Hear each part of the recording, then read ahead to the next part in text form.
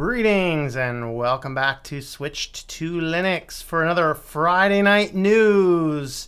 Yeah, last week I think our Friday Night News was on Thursday. All totally screwed up schedule. And then this week has just been totally crazy on my end. So as far as what's going on this way, starting like Sunday, I think I'm back to a somewhat normal schedule. I will be doing a live stream of some form or another tomorrow, probably around noonish Eastern time. Those are generally when I get a chance to put everything together. And somebody's out here lighting off fireworks. It's okay, kitty. It's okay. It's okay, buddy. It's okay. Wait for 'em all to boom. Kitty is terrified. You want to go run, hide somewhere? I don't know. Well, anyway, so I'll pick some type of topic tomorrow to talk about on a live stream. Don't know exactly when or what. So just keep an eye out for that. Usually, like I said, I try and do it somewhere around noon or so Eastern time on Saturdays, and it's generally unprepared. It's just kind of get on, hang out, maybe talk about an article or two that I've seen. Let's see. Keegan is driving home. Good, man. I hope you had a great vacation. Gage K, don't you usually start at 9 in my time? I do the shows. I stagger the times so that it gives people a variety of different times to see it. So Wednesday and Thursday I do 7 o'clock Eastern. I wonder if I should back up the Thursday one to maybe a 6 o'clock. I don't know. But I do those a little bit earlier for some people. The Friday news is at 9 Eastern, and then Saturday used to be at 5, but I've cut it down to like noon because I can get a whole lot more done in the day by doing that. So that's generally what the schedule looks like. Carbon Programmer, greetings. Loki Lude, how's it going there? Mugen, greetings. Mr. GFY, how's it going there? C to Das Bass, greetings, Das Bass. And you're going free BSD? Alright, just don't hug that thing. Noah, hello there, sir.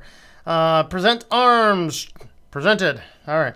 Robert Fitzpatrick, greetings. Hello, Robert. How are you doing? Alright. It's okay, buddy. They're just fireworks. They're just fireworks. I know you don't like those noises, huh? I need my YouTube Linux fix. All right. Well, we don't do much Linux on the Friday night show, but yeah, maybe we'll get something. How's there a thumbs down? Yeah, because there's a bot that goes through and thumbs down everything I have. I don't know. Pizza, how's it going there, sir? Pizza. Frost Ranger of the Frozen Realm, greetings. Mitchell Morrison, how's it going down there? Hola. Was it Dubadera? How's it going there? Daniel, hello. Oh. Internet is out on backup systems now. TGZ Ace, how's it going there? MC Support, hello there. Kitson, hello, and KO2610, greetings. Analog, hello, and Joe, how's it going there? Let's see, celebrating the French Fries Day, which was today. Okay, didn't know that. That's just a fireworks person. 4th of July was 9 days ago. Yep. Just a small thank you. Well, thank you, Analog. I appreciate that. Super chat from Analog. I appreciate that. Hey, you know what? It occurred to me. You guys don't see the comments feed. Let me go ahead and show you that. There it is. All right. Hope you're avoiding the flea wars. I don't know, man. I don't know. They're striking hard. I'm striking back. I bombed the office a couple days ago. I haven't seen anything in the office, and I got half of the bedroom before I ran out of spray. So I'll go pick up some more spray. But so far, I don't know. I'm still seeing more flea evidence and some fleas showing up. Although most of the fleas I'm seeing showing up are fairly weak these days. They're not doing so hot. But I don't know. We'll see what happens. I'm thinking about doing getting a full official flea bomb and vacating the kitties and vacating for a few hours and just nuking the whole place. I don't like the nuclear options though. I don't know.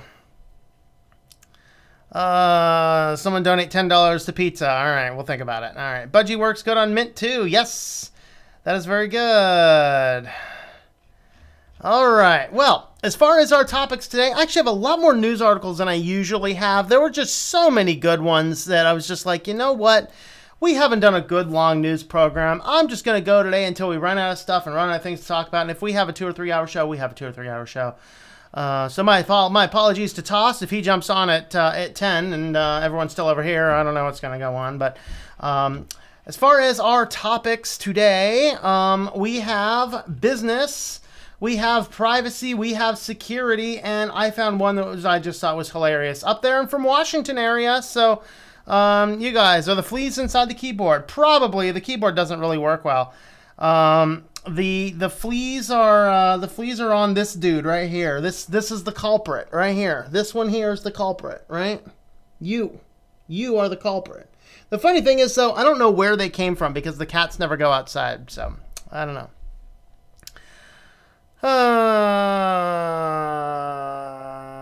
13 in a month and a half. All right, pizza. Very good. Fleas hate the iodine and iodine salt, plus the crystal-shaped tears. The flea's body puts salt down everywhere. That's a really big mess for having fleas everywhere. True Faction, how's it going there? Noah wants a 3-hour show. It's okay, buddy.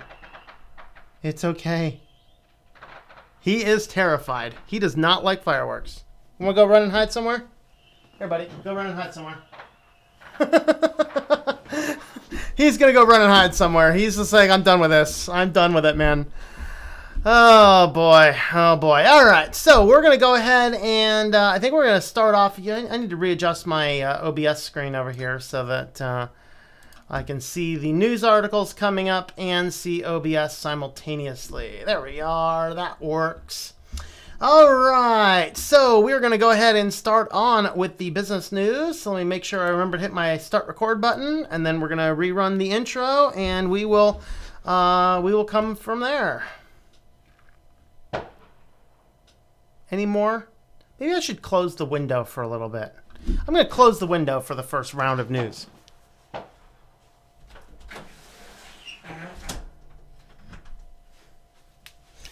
All right, there we are.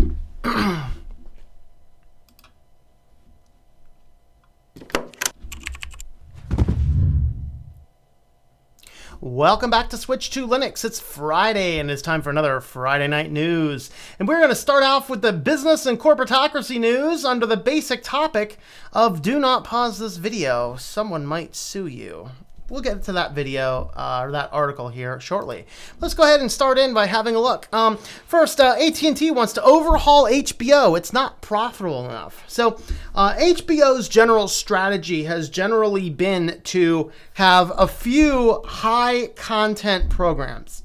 So in other words, they have their own programs. You can sign up for the streaming services, and then you can get your, you can go ahead and just get your HBO account, and then you can watch things. Well, this isn't enough for AT&T, who just basically lapped this this service up. Literally, what they want is they want to make it so that we need hours a day. Mr. Stanky said, that's an unfortunate name, Mr. Stanky. His concept, by the way, stanks.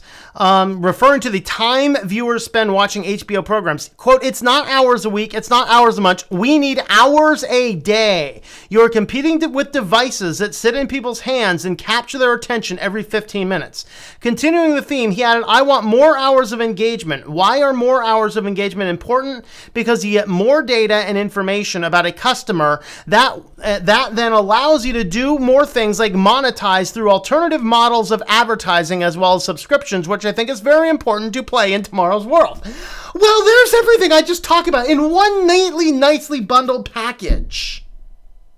First and foremost, guys, okay, spending a couple hours a day on either HBO or maybe you get it on YouTube, whatever else is good. But if you're spending more than 3 or 4 hours a day on these things, man, go find something else productive to do, honestly. And the reason is that this will just pull you in. What they're trying to do is get a person addicted to watching stuff hours and hours a day, as if we don't have enough to do. Why? Why do they want to do this? I want more hours of engagement. Why more hours, Mr. Stanky? Here's why more hours. More hours of engagement is important because you get more data and information about a customer that then allows you to do things like monetize through alternative models of advertising as well as subscription, which I think is very important to play in tomorrow's world. Mr. Stanky, your business model stanks something bad. All right? I mean, really?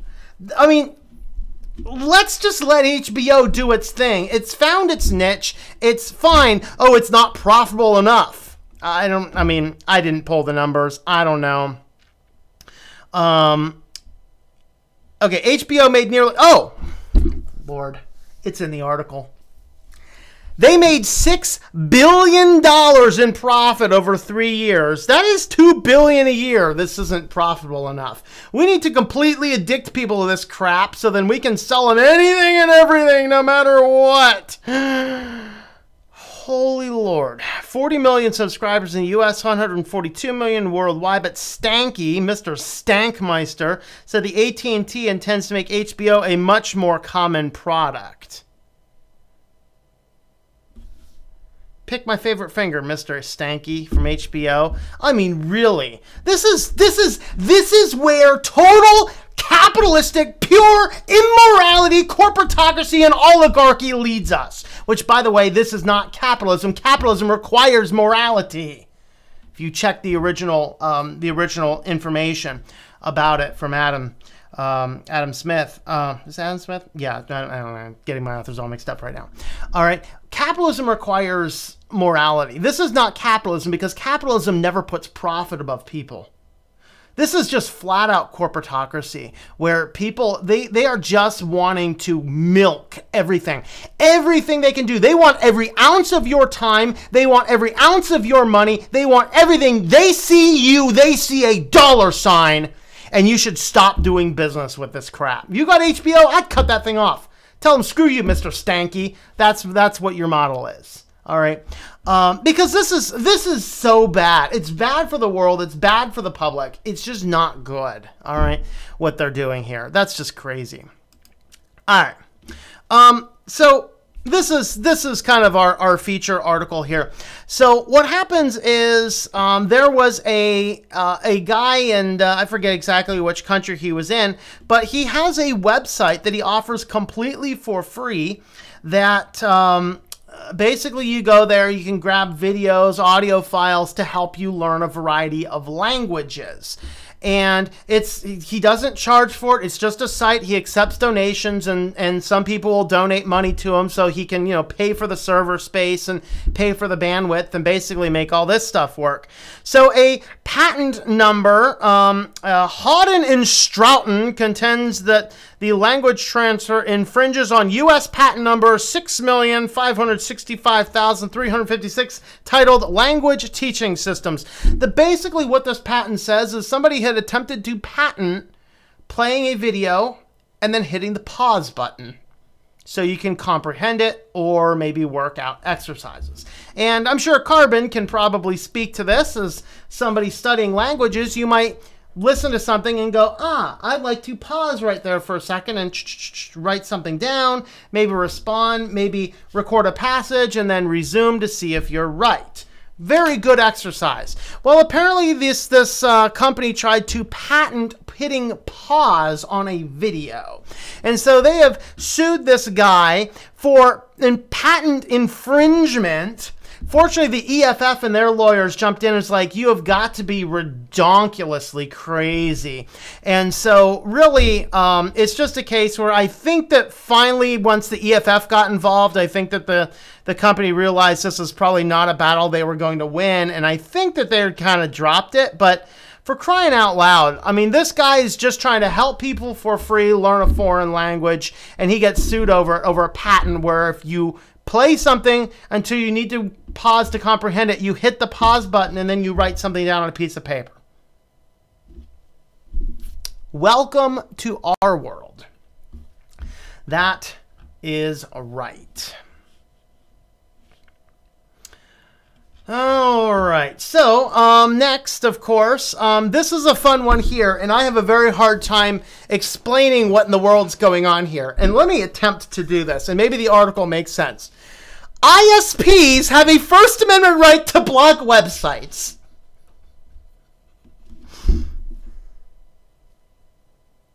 So, an internet service company has a First Amendment right. By the way, First Amendment, it's freedom of speech. The First Amendment, the ISPs have a freedom of speech to block a website. Can someone explain this to me like I'm a 4-year-old? How does a big corporate conglomerate that has a monopoly in the region we are in, how is it freedom of speech to hinder somebody's speech on your network? I am incredulous right now. I have no idea. I just... Yeah. All right. I don't even really... I mean, I think my head will explode if I go in here, and I might damage some headphones if I keep going.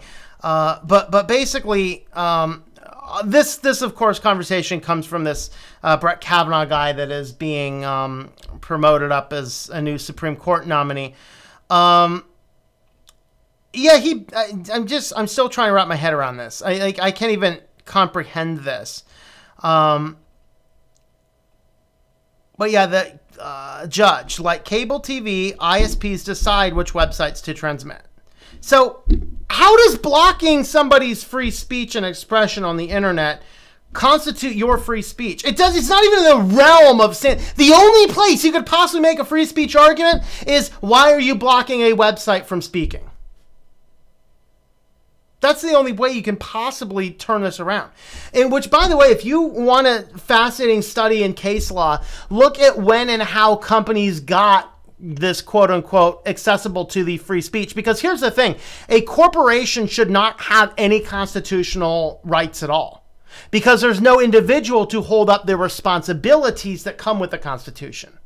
Okay, we have constitutional rights as United States citizens, but with rights come responsibilities. I have the right to drive a car. Well, it's more of a privilege, not a right. What's a better example? I have a right to walk down the street, but I don't have the right to walk through the neighbor's yard. Okay, and to see the history of where companies originally fought for and won the constitutional rights is a fascinating legal discussion. And it's kind of really sad, because now what's happens is all of these big companies claim we have these rights.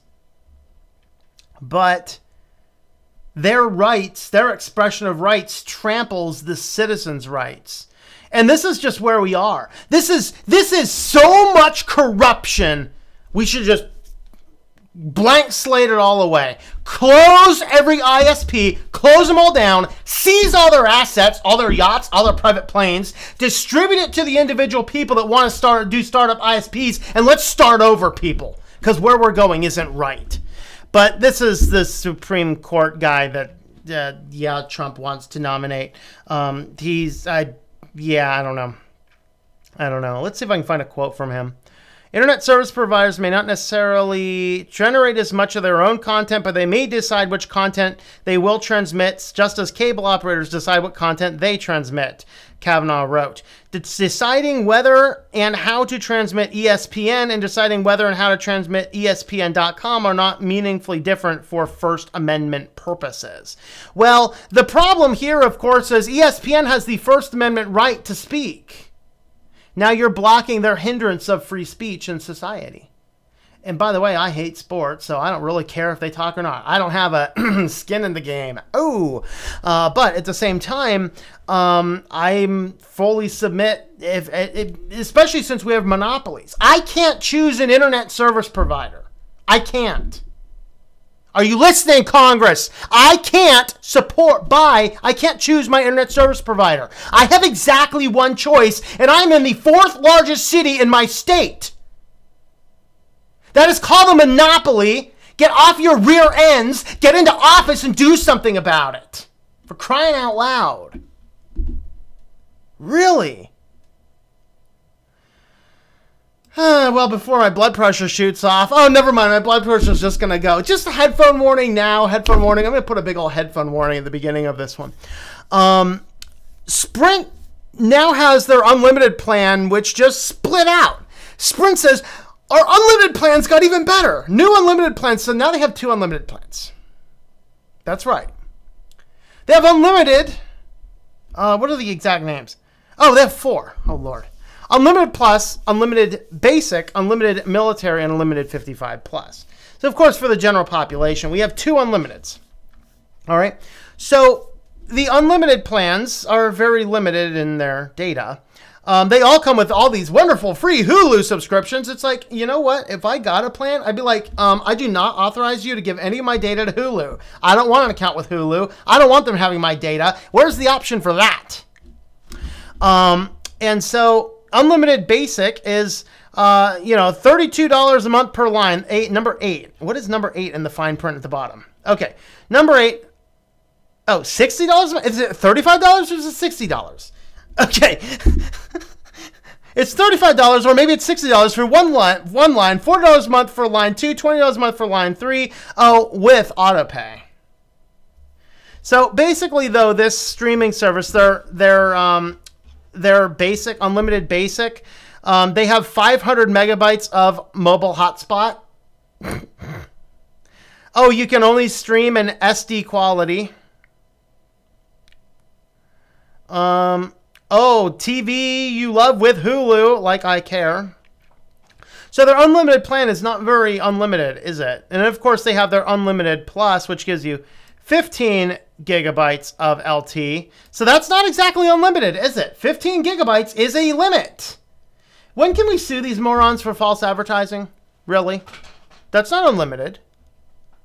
All right. And FYI, I don't want you to give me those brand bundles. I do not in any way, shape, or form authorize you to share my data with Hulu, or Tidal. No. This, people, is the beginning of the crumbling of net neutrality, where you are deeply limited. Okay. This is the very thing, by the way, that was an early violation of Verizon. I have a phone here which is capable of mobile hotspot sharing. Verizon was blocking the capability of my phone to do that. Now, that's exactly what these guys are doing again. They're doing it with the small services most people don't use or don't even know their phones can do. Okay? And this is the erosion of net neutrality. It begins, people. It begins. This is exactly what it is.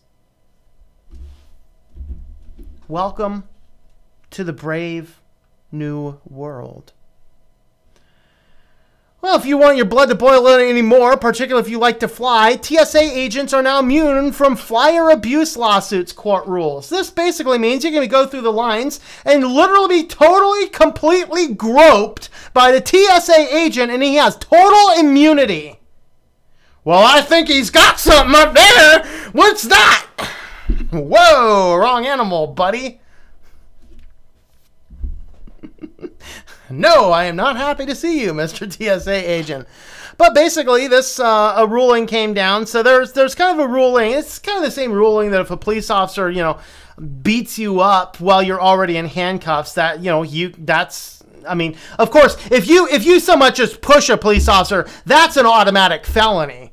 But if a police officer pounds the hell out of your face when you're handcuffed, it's a little misdemeanor, and he gets to go have a paid vacation.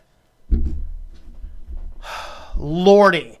So in a 2-to-1 decision, U.S. Court of Appeals, Third Circuit, said the TSA officials are shielded under the federal statute that gives federal employees what's known as sovereign immunity when acting in their official functions. That law, the Federal Tort Claims Act, doesn't provide cover for law enforcement, however. In addition, Third Circuit ruled TSA screeners aren't considered law enforcement and thus aren't exempt, which, by the way, I believe they're a private company. There's another fun thing. So this stems from this case in 2006. Yeah, it's talk about right to a speedy trial, which a Florida business consultant, Pellerino, spent 18 hours in jail after continuous screening by TSA agents in Philadelphia airport that ended with her being arrested and charged with assault and making threats. Pellegrino later sued the TSA and the individual officials involved for $951,200, accusing the agents of damage to property, malicious prosecution, emotional distress, and false imprisonment. The parties settled one claim of property damage outside of court, but a federal district court sided with the TSA on all the other and wouldn't let the case proceed to trial. Third Circuit reiterated the lower court's decision Wednesday and said that TSA officers conduct administrative searches, not searches related to criminal investigations, meaning they get full protection from lawsuits, according to FTCA. For most people, the TSA screening is an unavoidable feature of flying, and they may involve thorough searches of not only belongings of passengers but also their physical person. Searches searches that are even more rigorous and intimate for individuals who happen to be selected for a physical pat-down, says Circuit County Corrupt Judge Cheryl Ann Krause. But they don't meet the level of lifting the immunity afforded to federal employees by law. Congress to date has limited the proviso to investigative or law enforcement officers that do not meet, and TSA does not meet that definition. So basically, they can do whatever they want to you. They can grope you. They can strip search you. They can be like whatever they want to do. Yeah, this is kind of, this is crazy. This is insanity. This is insanity. Okay, we need to have better stuff than this. Okay, somebody in Congress watching this, fix this problem. And by the way, they need to come up with a better random screening thing. I have a friend that that goes down to Atlanta at least once a month because he gets cancer treatments down there. So he flies down there once a month, and he has been randomly selected 65% of the time he goes in a small airport. He has been randomly selected so many times, and he flies so much out of our tiny State College airport. He knows every security official by name. And every single time he walks to that airport, he is specially selected for an advanced search. He's a black guy. I told him, dude, just play the race card. Every time they come through here, they screen me. I think they do it because I'm black. I said, just play the black card, man. Just play the black card. You'll get a free pass for life. He's nicer than me, though. I mean, but this is just crazy. This is insanity. Well, if there was any hope of having good jobs in America from Tesla making all these cars, yeah, they signed their first agreement to start building their cars in China. Yay! Now Tesla's going to move everything to China, so that just like Apple, they can pay people, barely livable wage legally, and mark up their profits and just make a ton. That's just, that's kind of it, man. That's it. So yeah, they did sign a deal to start building cars in China and Shanghai.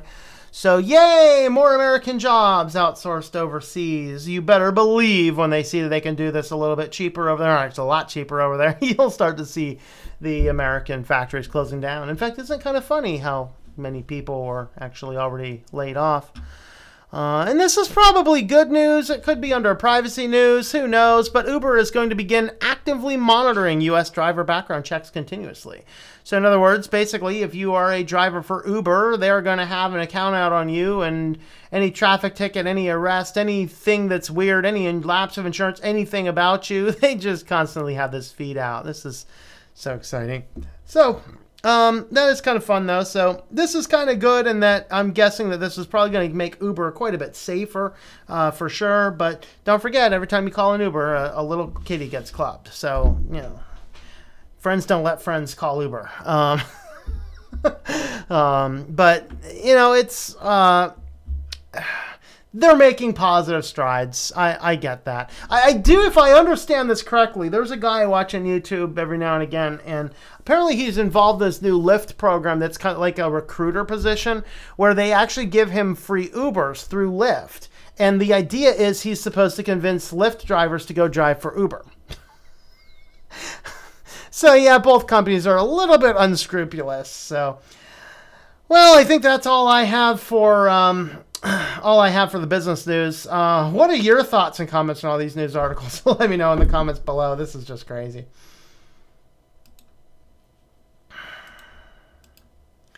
Oh boy, oh boy, oh boy. Wowzers. All right, lots of comments over here. Let's see what we got here. All right. All right. Got rid of the fleas when I had cats. Oh, what? Bombing them? Flea bombs? Yep. Washington State, hope it's good news. It's funny news. Fleas come through screens in the windows. All right. Bought a tripod from a yard sale today. Very good. Very awesome. Oh, we got lots of guys up there. Yeah, I think Pizza's up in Washington too. So, all right. Yeah, I need to quit my job just to watch HBO. That's right. Hey there, Stanky is crazy by money. Stank this. Near WSU. All right. To make more people like myself. All right. I've got 7.5 years in the industry, and I can't seem to find another solution instead of the big old obvious classic make good content. Well, that's what they do, apparently. HBO's strategy specifically is to make lesser content, but make really good content. And I don't know if it works or not. I haven't watched HBO in a long time. Although I do catch the occasional episode of Vice when I find it on YouTube. Greetings, Joe Johnson. How's it going there? And Kenny, how am I? Calm down? Never. Headphone warning. All right. I'm thinking about disabling my internet until TermGet for Windows is done because I want to make a business version to make money. Disabling internet. Oh, so like to make sure you don't get distracted. Okay. Kleptocracy. There you go. Has anyone read the Capitalist Manifesto? It's been a while. HBO needs to offer their channel for free if they want more viewers. There you go. Name that site. I want to learn Chinese. I don't know if Chinese is one of the languages in there. I'm not sure. I will post these the links in there, and you can probably link through to find it. Okay. Full day programming is almost dead by now. Stanky and most overlords know it is so. They need to drink enough blood until they find a new host whose idea gets them a new cash flow. Yep.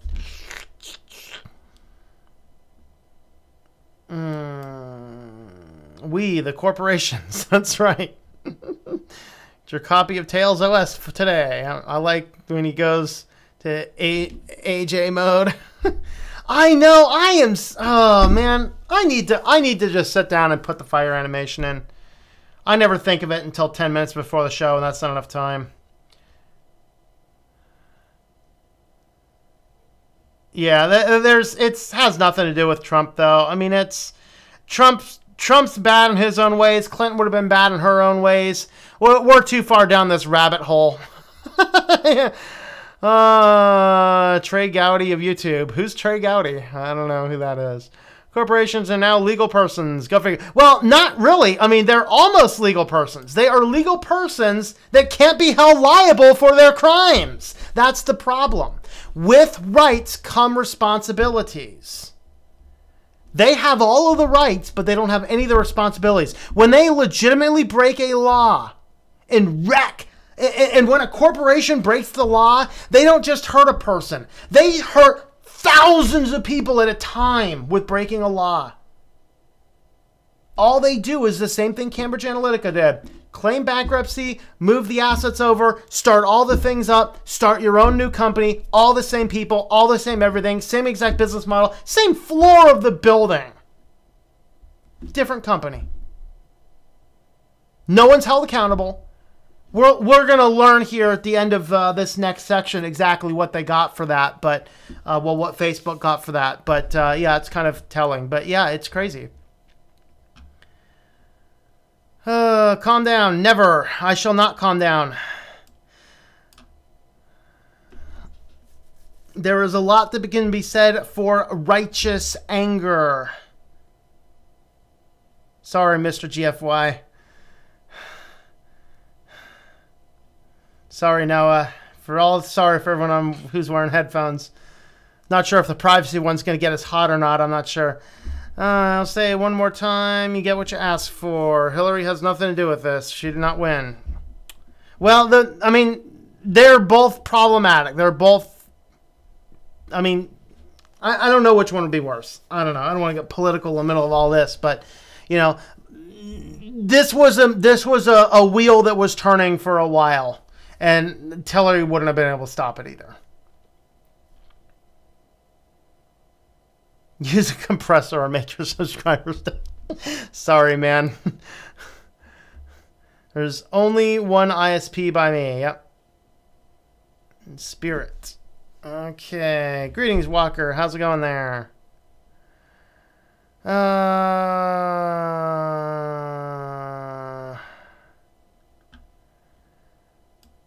How am I? I'm good, Carbon. How's it going there? Unlimited limits. Zmore's in charge now.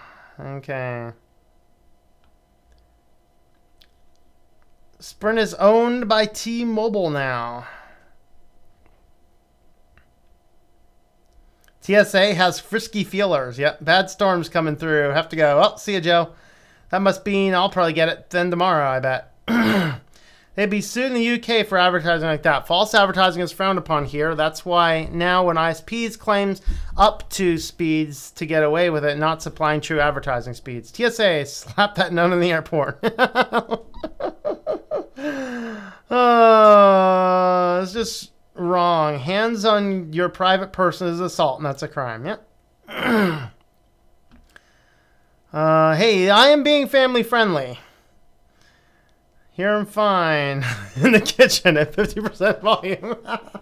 Yeah, I need to open up the window because it's getting hot in here. And the kitty's back. Here, kitty.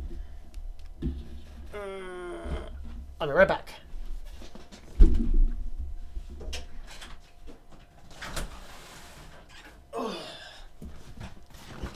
All right. Come here, you.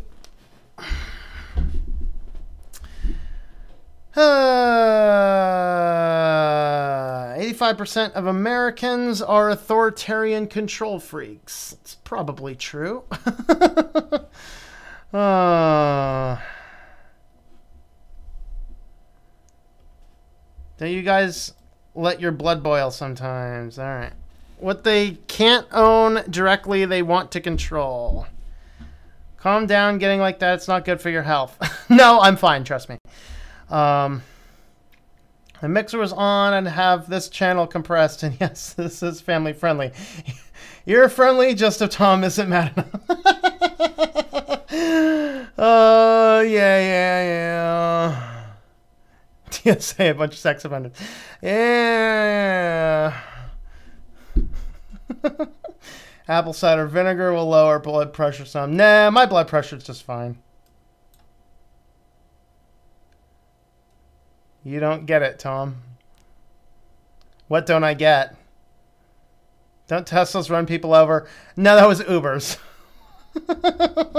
Ubers, thump, thump. What was that? Let's back up. Thump, thump. Oh, it was a person. Drive forward again. Thump, thump.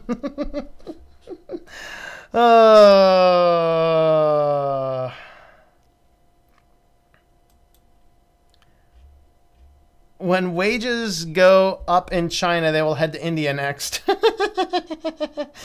Please state America. Hello, Yugo Master 88. What's going on your way? Let's not forget the fake Tesla superchargers that don't exist. Walker, be serious. Okay. Let's see. TSA has more attitude than BET Awards. BET Awards. I don't know what BET Awards is. But greetings, See Me Rot. How's it going? Okay, Tesla's not allowed to have any dealers in Michigan. This is due to Michigan Dealers Association. Yeah. Browser to use to log into YouTube. I use Chromium to log into YouTube. Kleptocracy killed Athens and Rome back in the day. Huh. I'll have to look up that particular system. Set virtual machines 10 minutes ago before my stream starts.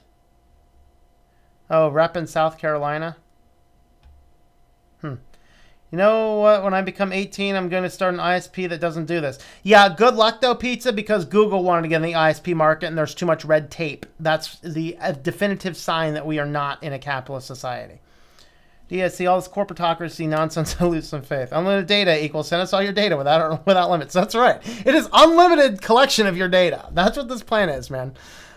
You pay us more for our ability to collect more of your data.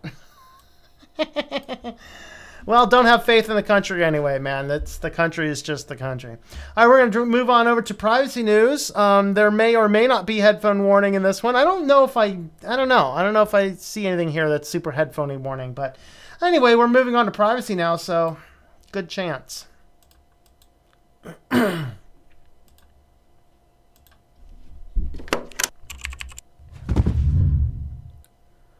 Greetings and welcome back to Switch to Linux. It's another Friday news segment, and today we're going to be looking at the privacy news for this week.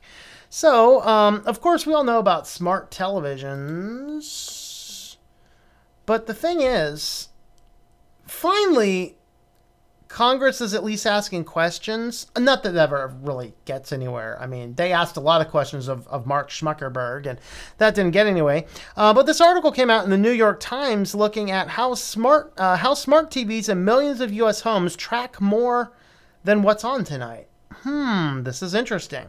And so this is kind of a piece about these individual devices, and primarily almost all of these companies all go back to this organization called Samba TV, who installs software on your smart television. And they just have deals with a variety of different TV sets from, Sony, Sharp, TLC, Philips, probably some other ones. They say roughly dozens of brands. When you first set your TV, there's a little screen like, hey, would you like to enable this? And it's probably something that's fairly small. But when you enable that, basically the television can see absolutely everything that's on the TV. They can make connections to any other device that is on your network shared with the TV. So if your phone is on there and, your computer's on there and everything else is on there, they can make a lot of connections back into that, and they collect tons of information. So what do? The company said it collects viewing data from 13.5 million smart TVs in the United States, and it has raised $40 million in venture funding from investors, including Time Warner, the cable operator Liberty Global, and the billionaire Mark Cuban. Samba TV has struck deals with roughly a dozen TV brands, including Sony, Sharp, TCL, Philips, to place its software on certain sets. When people set up their TV screens, a screen urges them, and probably annoys the bejeebers and constantly pops up until you click yes, to enable the service called Samba Interactive TV, saying it recommends shows and provides special offers by, quote, cleverly recognizing on-screen content, end quote. But the screen, which contains the enable button, does not detail how much information Samba TV collects to make those recommendations. They declined to present recent statistics, but one of its executives said at the end of 2016 that more than 90% of people opted in. Once enabled, Samba TV can track nearly everything that appears on TV on a second-by-second basis, essentially reading pixels to identify networks, shows, ads, as well as programs on HBO and even video games played on the TV. Samba TV has even offered advertisers the ability to base their targeting on whether people watch conservative or liberal media outlets and which party's presidential debate they watched. The big draw for advertisers, which have included Citi, JetBlue, and now Expedia, is that Samba TV can also identify other devices in the home that share the TV internet connection. Samba TV, which says it has adhered to privacy guidelines from the Federal Trade Commission, does not directly sell its data. Instead, advertisers can pay the company to direct ads to other gadgets in the home after their TV commercial plays, or one from a rival airs. Advertisers can also add to their websites a tag from Samba TV that allows them to determine if people visit after watching one of their commercials. All right, and so again, this just goes right back to these guys are collecting everything. Absolutely everything. You want smart TV functions? Get yourself a Raspberry Pi, put up an open source media center, and connect it to your dumb TV. There you go. But we have all of this stuff. Let's see, who's quote this box here. Let me read this article. It has a lot of hot button things that trigger me, so let's read it. If it sounds a lot like the internet, a company with little name recognition, tracking your behavior, then slicing and dicing it to sell ads, that's the point. But consumers do not typically expect the so-called idiot box to be a savant. Okay, it's still not intuitive that the box maker or the software embedded by the box maker is going to be doing this, said Justin Broker, Director of Consumer Privacy and Technology Policy at the advocacy group Consumers Union and former Policy Director at Federal Trade Commission. Quote, I'd like to see companies do a better job making it clear and explaining the value proposition to customers. So apparently here is the screen. So enable the Samba Interactive TV is kind of in the option. About 45% of TV households in the United States have at least one smart TV. The end of 2017, IHS market data showed Samba TV, which is based in San Francisco, has about 250 employees, competes against several companies, including Inscape, the data arm of the consumer electronics maker Vizio, and the startup called Alfonso.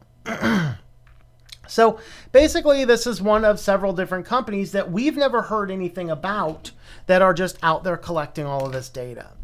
And so this is really a stand we need to take, is maybe we need to get these companies out in the public view and identify exactly what they're doing and direct our politicians, if it's at all possible, to allow us to have complete and total user opt-out data. Like, I'm going to use a government or a form or whatever else to say, you now must delete all of my data, and I want to see that happen. That is certainly something that we need to be doing.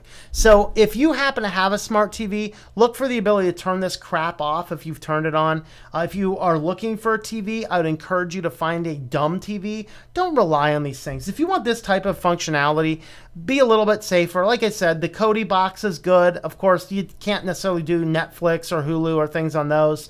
There's other solutions for that, like a gaming console or a Roku box or something like that, which still I wouldn't trust with that, but I trust it a whole lot more than something hard baked into your television.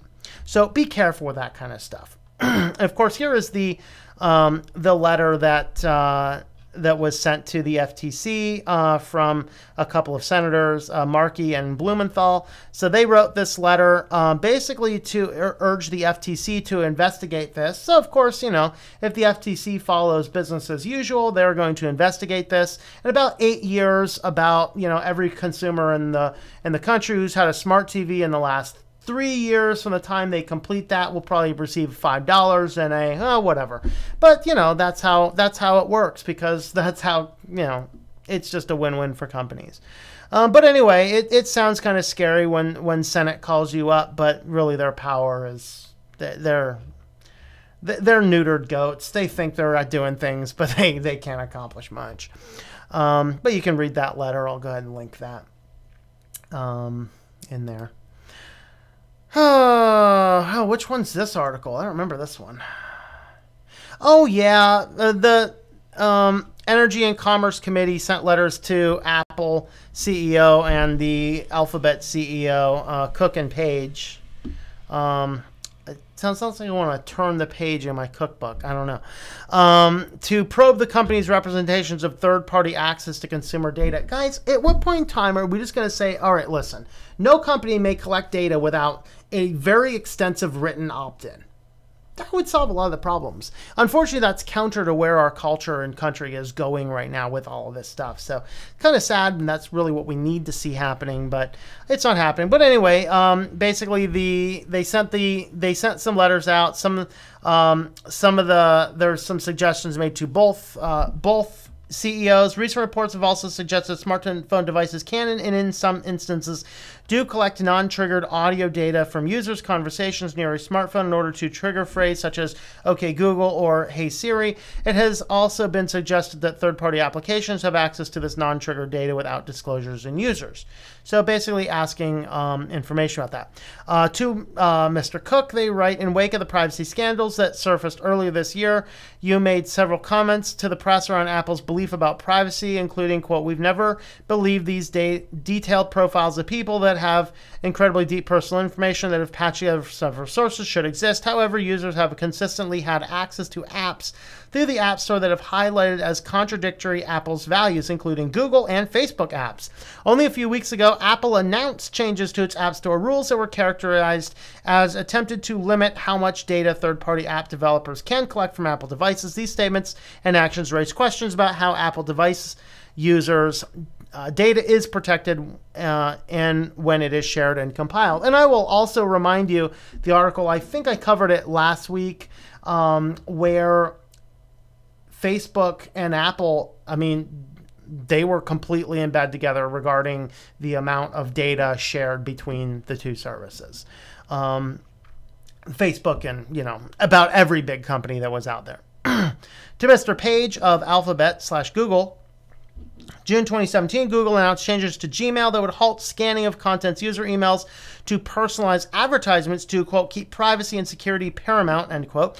Last week, reports surfaced that in spite of this policy change, Google has still permitted third parties to access of users' contents of users' emails, including message, text, email signatures, and receipt data to personalize context. In case you missed that, I think I also talked about that last week, where if you had selected any app to allow access to your Google account, in many instances, real, actual, physical humans would really actually physically read your real emails. It wasn't a computerized algorithm. It was real people reading messages for various things. And if you didn't know that, that's wrong. And so, once again, neutered goats, but hey, at least they're pretending to do something. Snapchat now has a new service that when you snap something, you have a camera search function that is going to send all that data to Amazon, Shazam, and, quote, other partners, whoever those other partners are, maybe the NSA, I don't know, in order to see search results. So basically, you could do this with barcodes in the past. This is a little bit more more capable. Basically, yeah, anything you put on Snapchat could very possibly end up in Amazon, Shazam, and numerous other places as well. And so that's kind of fun to keep in mind, is that, yeah, just snapping a photo anymore, it's just automatically going out to parties, and you may or may not have been aware of all of that. So that's kind of exciting. Google, do more with Google Pay. This is exciting. You know, it's like, I mean, nobody carries cash anymore, which is a big problem. It's like you're going out, splitting a dinner. It's like, oh, only got a card. Oh, only got a card. Oh, only got a card. How do we split this up? Very simple solution. We do it every other Tuesday on my bi-weekly business lunch that we have. It's called put the bill on separate checks. Shocking. Shocking. You could put a bill on separate checks? Holy moly.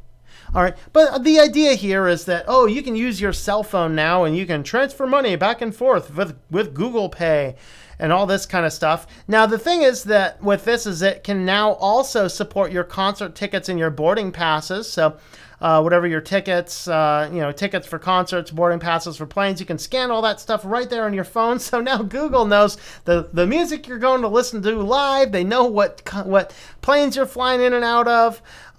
They know all this. Basically, I mean, this is just giving Google a whole lot more information that, you know, they think they have enough. And again, I don't want any type of that stuff connected to my phone. Okay, this device here is one of the easiest to lose. They're not necessarily inherently secure. It's best to not do anything super private on your phone. And it's also best to not link your payment options to the phone. You don't want to do that kind of crap. You just don't, you know. Keep payment stuff off of there, you know. Oh, boy. The Verge is up on this Facebook stuff. So Facebook here opens up an overwhelming data set for election research. So basically, they're like, this is only publicly shared data.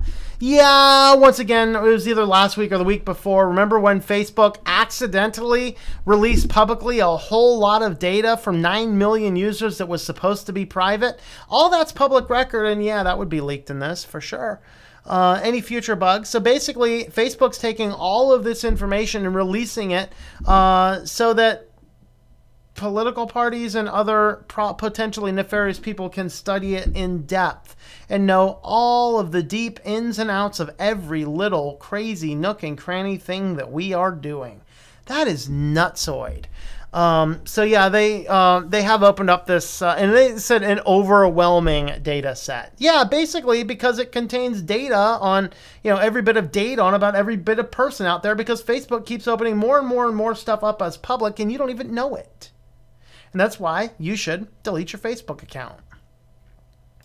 And again, The Verge is just up on Facebook. UK issues the maximum fine over Cambridge Analytica. Yes, the United Kingdom government stepped up to the plate.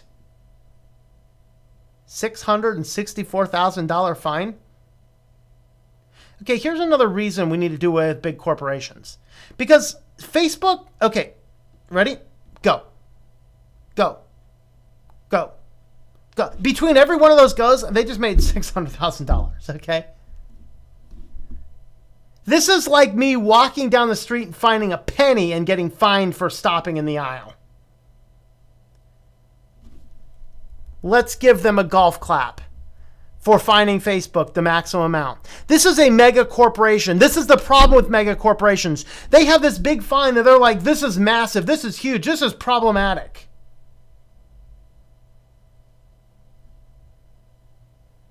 Not for a company that's worth trillions. This is a penny laying on the ground. You want to hurt Facebook? Why don't you fine them 3 times their global profit? 3 times their global annual profit. Kidding? People don't want to see your butt. All right. Okay. You want to you want to punish Facebook for this kind of stuff? That's it. Okay, Facebook, how much money did you make this year? Oh, you made $6 billion? Okay then, your fine is $18 billion. Shape up next time or we're going to triple that. You want to stop these companies? That's what's going to happen. This is nothing. This is an insult. Mark Zuckerberg is laughing about this. We got the biggest fine in the world. There it is. It's in my sneeze. Better go back to the drawing board, UK. You missed the boat. Well, if you're in California, Carbon Programmer, talking to you. California shopping centers. So there's about 46 or so. Is it 46 or 48? 40-something shopping centers. 46 shopping centers that are owned by this one company in California that basically have camera networks all over the place, and they're sending all of the license plate travel and customer data and facial recognition stuff back to ICE.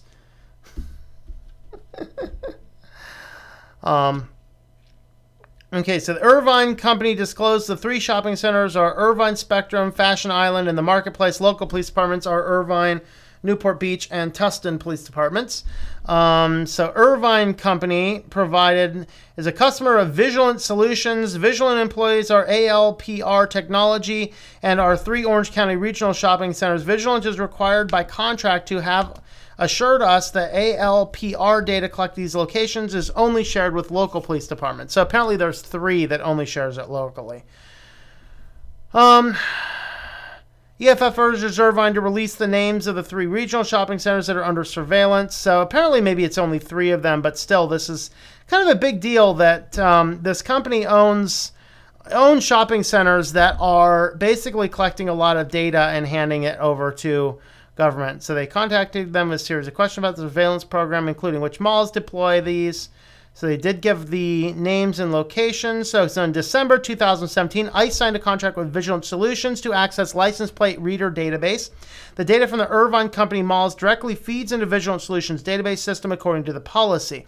This means that ICE can spy on mall visitors without their knowledge and receive near real-time alerts when targeted vehicle is spotted in a shopping center's parking lot. Vigilant Solutions dealing with ICE have come under growing scrutiny in California as the Trump administration accelerates its immigration enforcement. City of Alameda rejected a contract with Vigilant Solutions following the community outcry over its contract with ICE.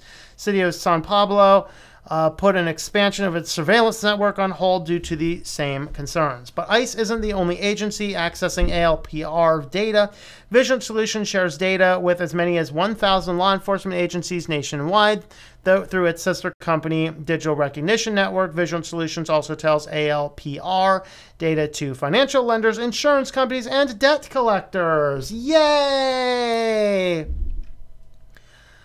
Oh, boy. I guess we'll, in all fairness, we'll read the next one, which is their statement. Irvine is committed to limiting the access. Oh, boy, the PR people are lying again. They're talking. Irvine is committed to limiting the access and the use of ALPR information in a manner that is consistent with respect for individuals' privacy and civil liberties. The Irvine Company writes in its policy. Accordingly, contractors used to collect ALPR information on Irvine's behalf, and Irvine employees are not authorized to access or use ALPR information or ALPR systems. The Irvine Company says it deletes the data once it has been transmitted to Vigilant Solutions.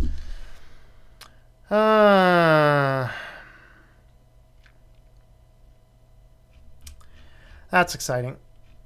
If you're a Netflix user, Netflix now has its smart. They launched the download feature in 2016, so you could download some things.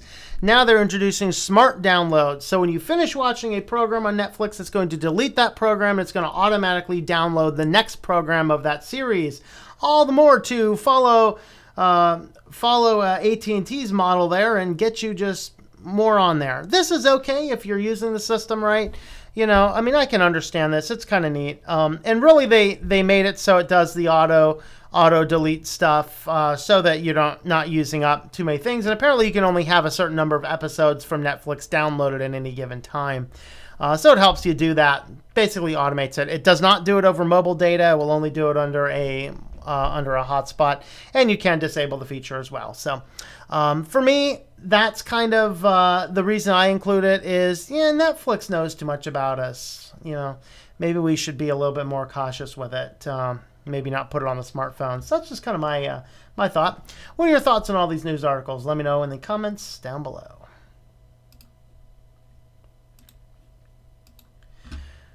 All right. Well, I'll try to keep that one calm and under wraps. What I hear this channel is about the U.S. is eerily similar to the first half of Augusto, 17-year of dictatorship. Yep. Can you save up good news stories and do a long good news stream? I encountered a couple of good news stories this week. I mean, and really I didn't include the good news ones because there were just so many I wanted to cover. Musk was doing some decent stuff. There was some criticism, of course, over it.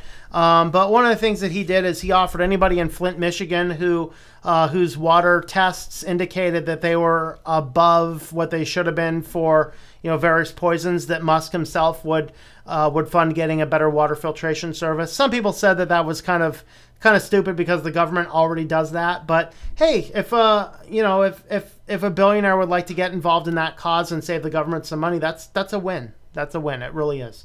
It's not because make the billionaires pay the money. It's that our government resources, particularly in Flint, Michigan, are spread very thin. And if he wants to come in and help, that's great. That's a great win. You know, other good, I mean, there were a few other decent ones as well. But yeah, I mean, I like the idea. The problem with it is that there's rarely good news because good news doesn't sell. In fact, there was somebody that experimented with building a good news channel one time, and it failed miserably because nobody wants to tune in for good news. But that's the thing. So yeah, I'll keep an eye out for some and see if I can do some of those. I always feel like someone's watching me. Yep.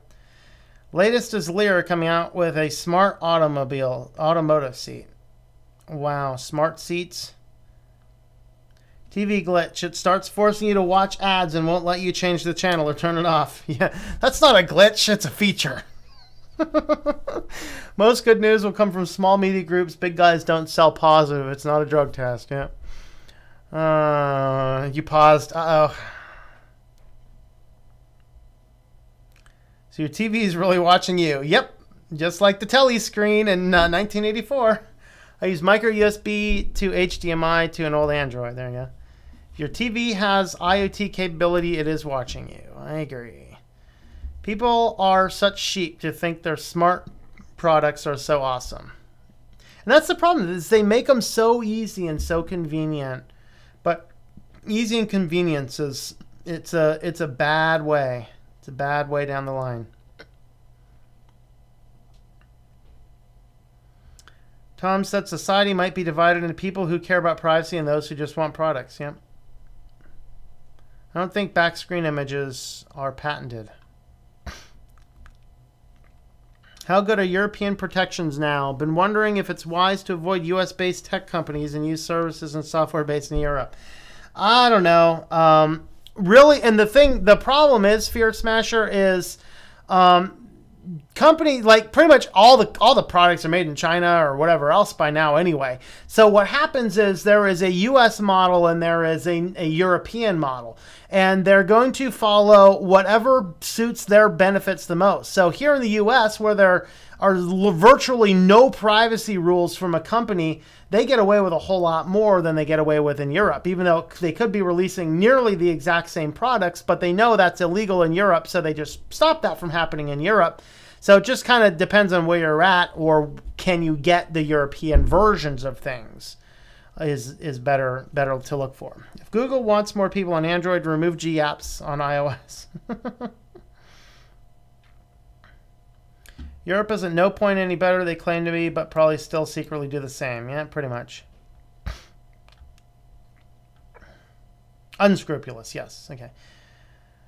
They exploit the rest of the world and protect their own people while America experiments on its own people. Yeah. Yeah, you're late, BitBlop. How's it going there? You missed the you missed the me breaking your headphones.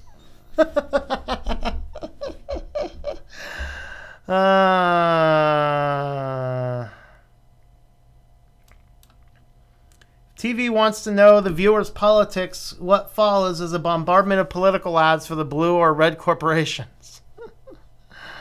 It's Agenda 30 now, I think. Oh boy. Throw Mark Zuckerberg in prison with no option of parole. No, I think it's just better to strip him of all of his assets. Group of social conservatives out there who bash and trash talk companies. Social conservatives who bash and trash talk companies. Sustainable development goals. They always make it sound nice. We are not fooled. Yeah. Seeing all the degeneracy that prevails on the internet promoted by media, I shifted to social conservative. Agenda 2025. Oh boy. There's Russian Chinese alternatives too. Maybe better for the opposition to have our data than globalists. Yeah,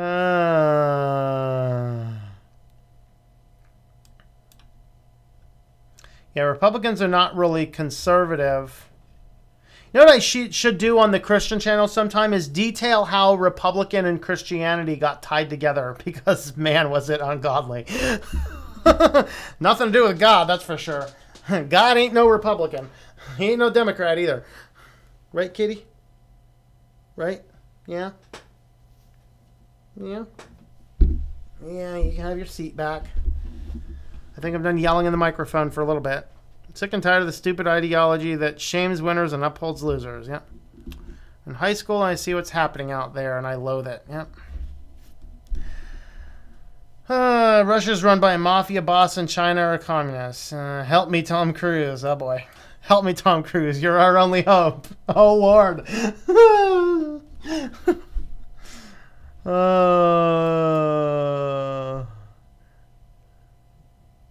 Oh, man, don't troll Joe. Don't troll Joe. Russia's a popular president. China is not communist. They have one party. They have lots of problems, but that's no longer one of them.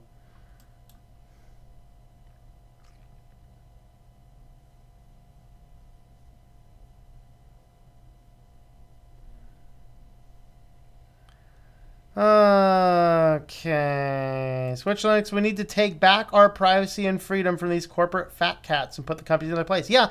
And you know what? My greatest solution to that is minimalism. Being a minimalist does a ton for that, because I'm not as tempted to see that. I'm not watching nearly as many commercials. I don't have the latest gadgets. In fact, I generally loathe the latest gadgets. I try and buy used.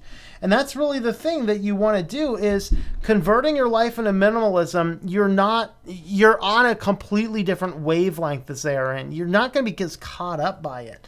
And, you know, utilizing devices that can't suck our privacy is kind of the important part.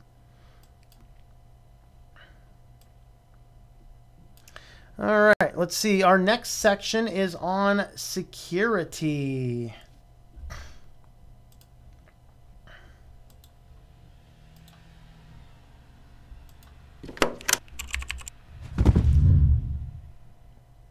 Welcome back to Switch to Linux. It's another Friday night news segment. Today we're going to be talking a little bit about some security.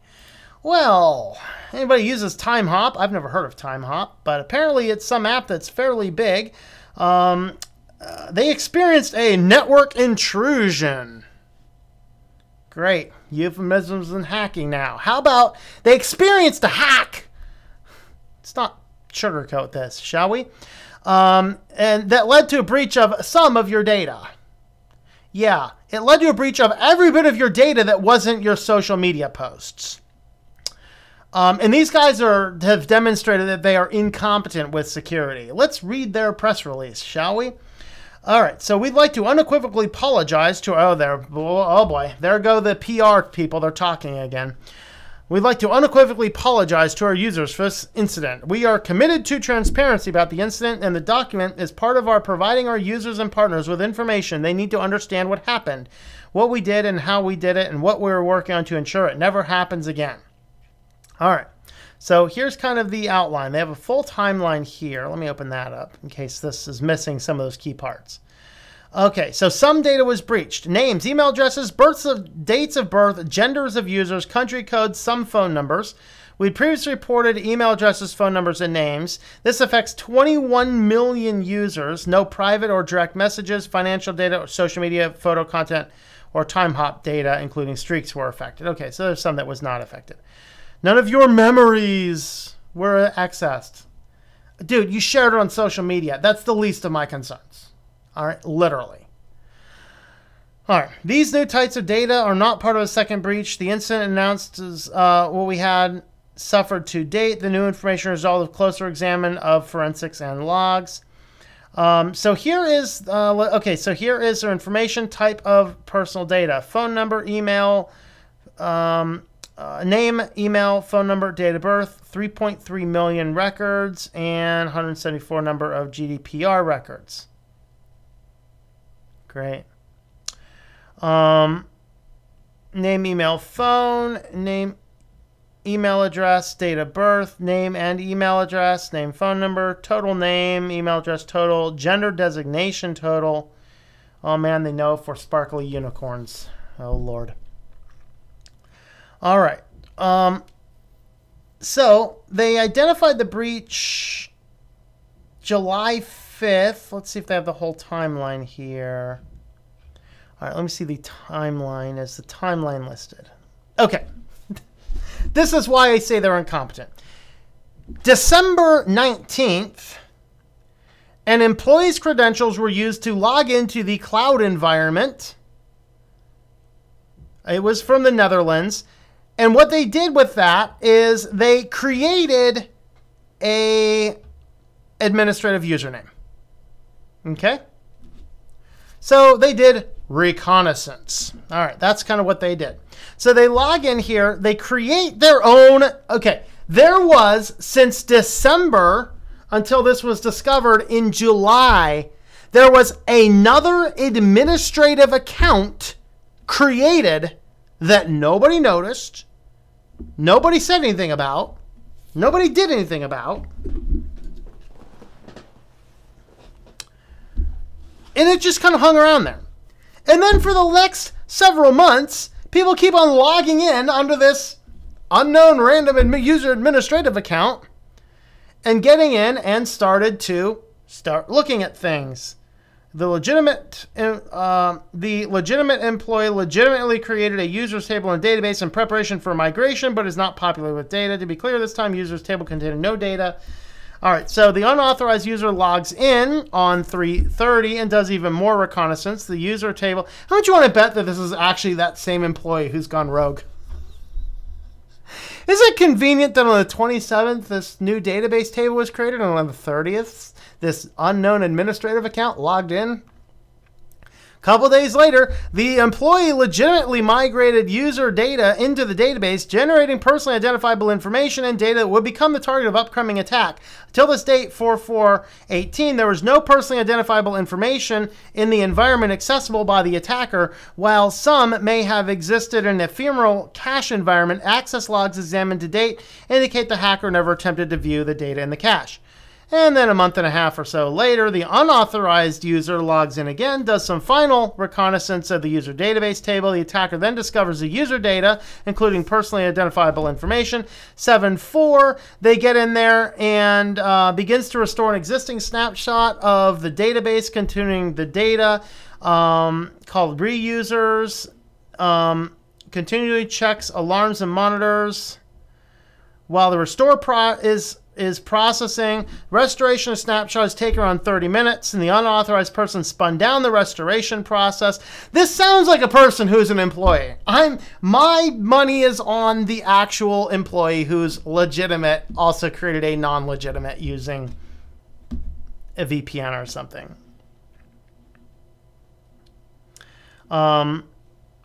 Massive spike in database reads in the user production cluster is reported.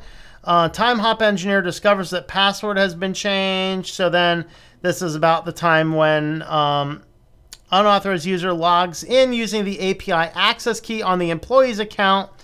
Oh boy, this is looking so bad for this employee.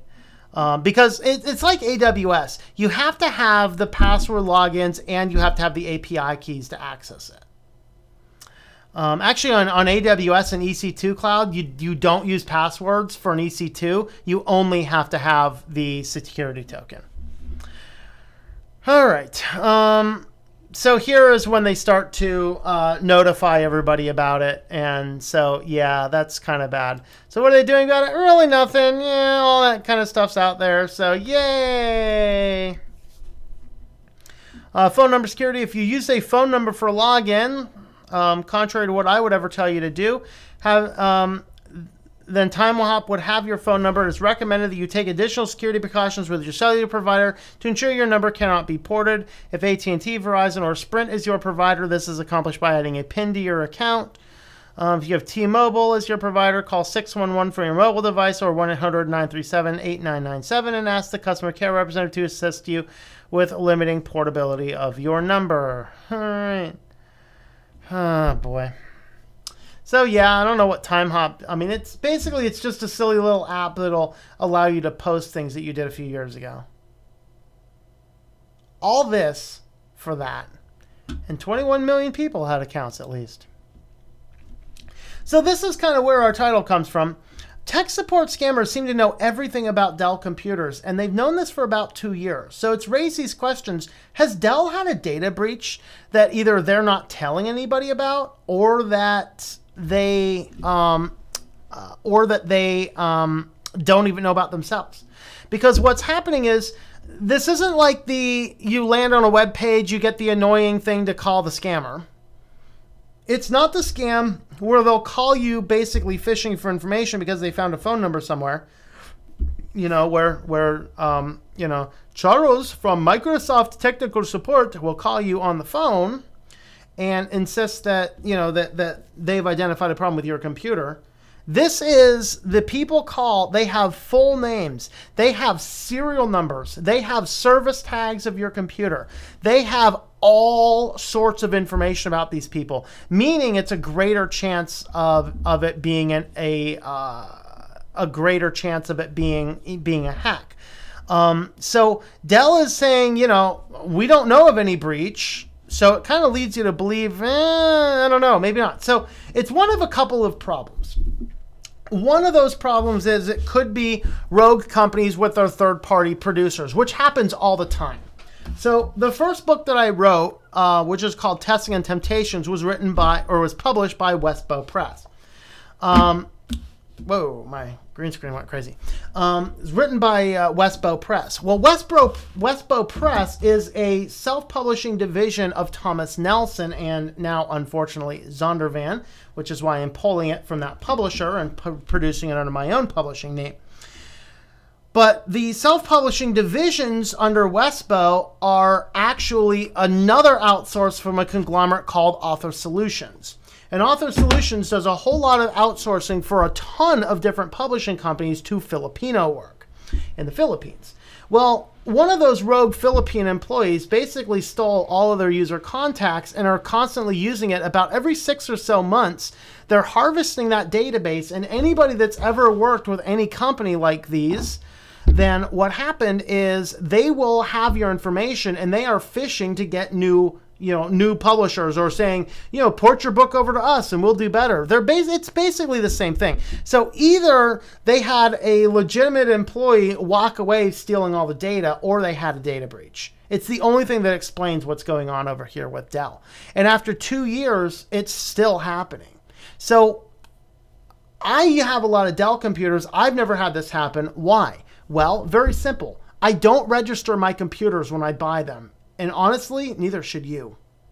You should not be registering your computers. All that is giving a company a whole lot of data that they harvest in their database, waiting for a hacker to get in and steal. And despite having a few different Dell computers, I've never given them any of that information, and therefore I've never had this type of issue, leading me once again to believe this is definitely something on Dell's system. They're not really admitting to it. And they're kind of trying to downplay that. They're even saying, oh, this is part of an industry-wide scam, tech support scam. It's not. It's targeted. It is specifically targeted. People have your phone number. They have your full name. They have the serial number on your computer, which you can verify. They have the service tag of your computer. They have your legitimate email addresses. They have everything. Moral of the story, don't register products that you don't have to. And if a product has to be registered to use, I'd highly encourage you to send it back. Stolen certificates from D-Link were used to sign password-stealing malware. So it was actually D-Link, which is a bigger company, and there was another company. They just say another Taiwanese company. I forget the name of the other one. But it's basically two different companies. Their information was hacked and their code signing certificates were compromised. And basically this affected some models of routers, and it affected IP cameras and a few other devices. So now what happens is we're starting to see in the wild software that is actually signed with D-Link's software signing, which is kind of funny. And their response to this is the most hilarious thing ever. They're like, well, we're working on a patch. In the meantime, this is great, down here. In the meantime, until the D-Link firmware is issued, the company's support announcement is advising people who want to use browsers to view their affected cameras to temporarily ignore the certificate revocation warnings. Oh yes, ignore the warnings for the hacked software. Way to go, D-Link. That is the stupidest advice. Ars Technica even says this is bad advice that could actually be abused by the malware operators, and users should disregard it.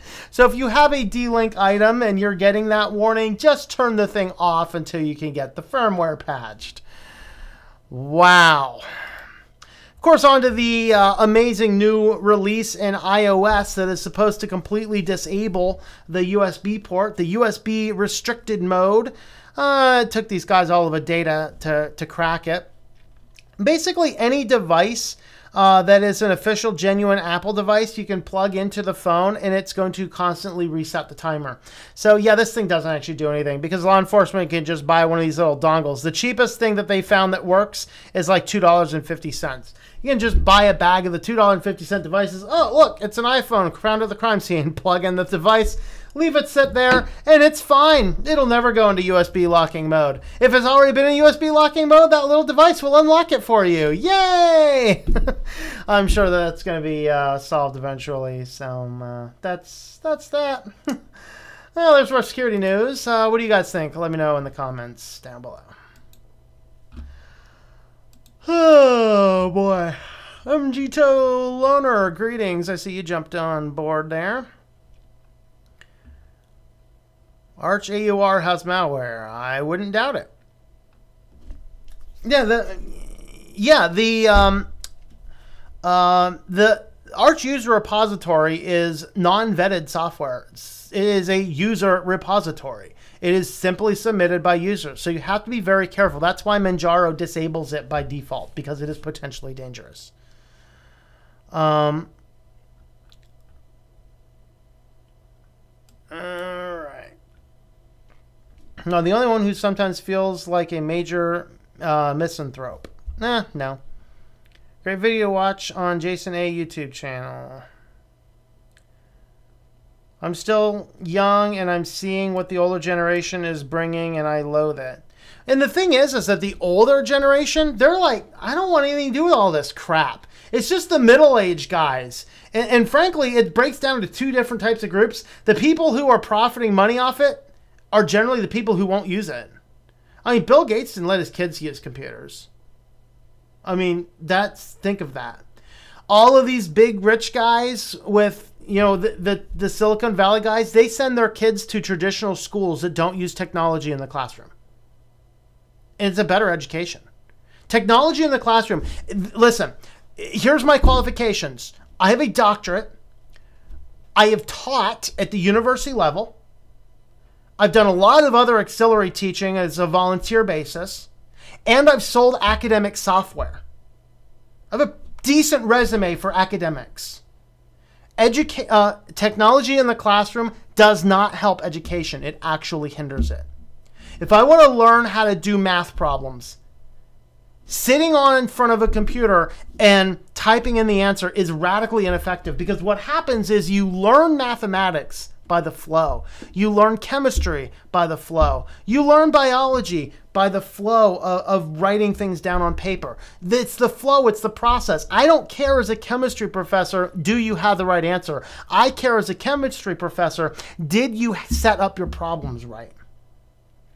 Okay, the answer could be wrong, but if you set everything else up right, and like, I mean, I've done this many times on exams, right? If I see clear work and I see you've set it up and whoops, you goofed up and entered the wrong number on your calculator and I had some weird answer that doesn't match, but everything is set up right, you are possibly losing 1 point out of a 10-point question, even though the answer is completely wrong, because you've set it up right.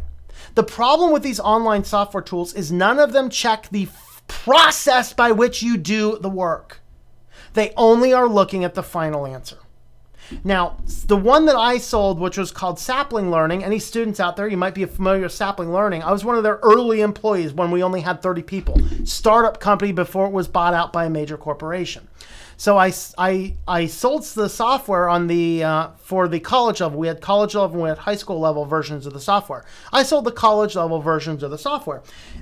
Ours was a lot better than some of the other ones because we had built into it the ability to check for common incorrect errors. So if you had flipped around an equation, if you didn't apply either the stoichiometry correctly or you didn't apply the dimensional analysis correctly, we could identify those and guide you in the correct answer. We could give you all that kind of stuff again. However, if it was an off the wall, we had no idea where you were coming from. But writing everything down on paper is a way more effective way to learn. Infinitely better to learn. And all these guys making millions, selling all this stuff, selling all your data, all this kind of stuff, they don't touch this crap. They don't. Think of that.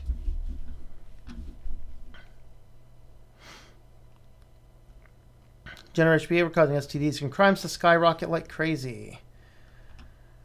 Told him just an edgy teen going through a phase. I think it's probably not true. Okay. Everyone's enjoying the stream? Yes, thumbs up. Yeah, thumbs up if you could, if you like it, or thumbs down if you hate it. I don't know.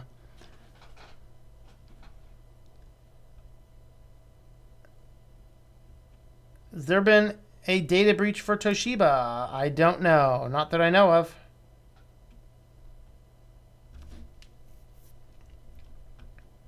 Pads made by Lenovo have a rootkit embedded into the motherboard. Yeah, there are definitely some issues with the Lenovos. Some of them have been resolved, but I don't know. Told me foreign hackers were listening to my activities. Yeah. Back from the beer run, huh? All right. ThinkPad better than Dell. I've never liked them nearly as much. I've liked my Dell computers way better than Lenovo's or ThinkPads. ThinkPads are, I think they're both really good. They're both good machines. ThinkPads are probably a little bit more sturdier, I would wager, but, you know, parts for Dells are cheap if you break something. A rootkit is It is the ability to compromise the software on the root level. Yeah, Lenovo had a problem where there was some software embedded that allowed backdoors into it.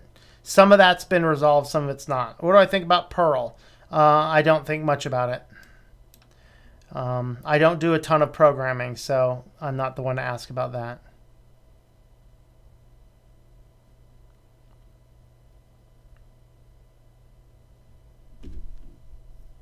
What is the topic here? Well, we're just wrapping up the news stuff. Your Intel product has IME, Intel Management Engine, and has a backdoor. I've read the book Learning Perl. Not bad. We'll learn Python.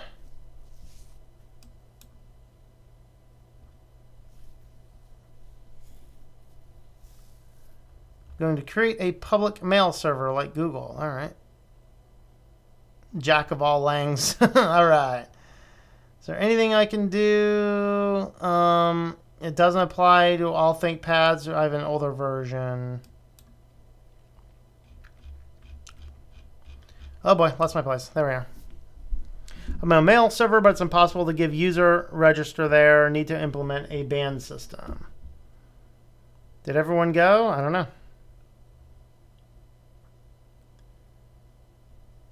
We think about else one more public mail server. Okay. Any Kenny, any recommendations to keep more private?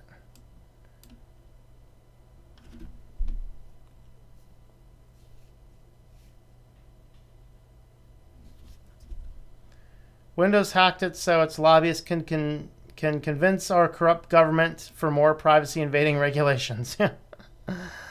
No, we have 57 people still watching the stream. Make money for ads. Something like our servers use 100,000 users. We can send 10,000 emails with ads for $2,000 or whatever. Stay away from Dell and Lenovo. No, I like Dell. Just don't register your product with them.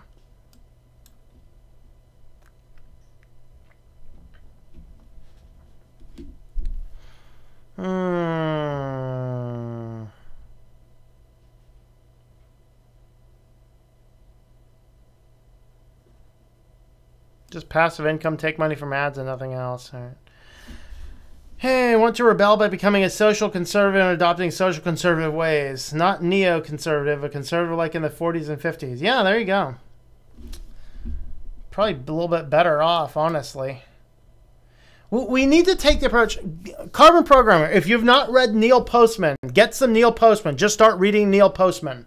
If you want a crash course, check out my Outdoor Philosophy series. My Outdoor Philosophy series this time around is on Neil Postman. His book, Building a Bridge to the 18th Century. But in that, he's a person that doesn't want to, he's not buying into all of this technology stuff. And that's kind of the thing to look into. So, do you think a mail server is a good startup? Honestly, I don't know. It's, for me, like email, I think that people should host their own email on a control panel on their own for themselves, rather than rely on some third-party company for it. If you could do a mail server that doesn't sell user data and things like that, then yeah, there's a niche for it, for sure.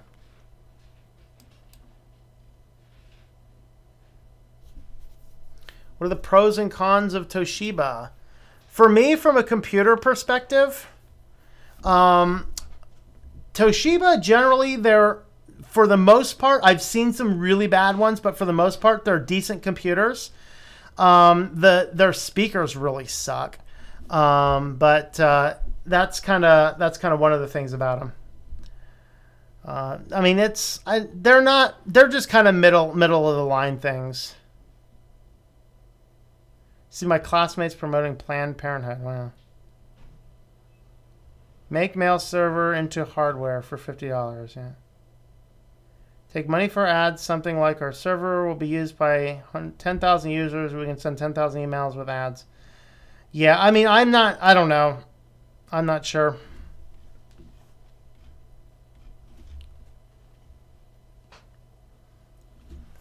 Is there even a kid at school who wears...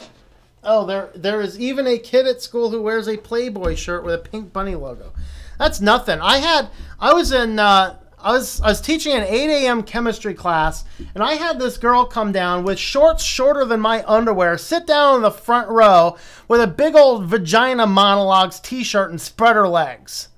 I'm like, lady, I'm trying to teach a class here.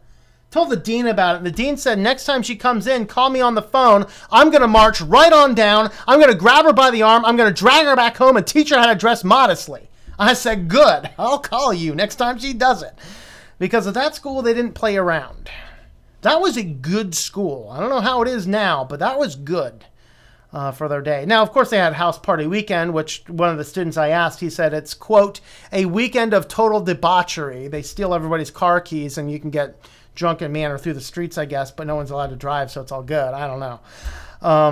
That was an interesting place. All right.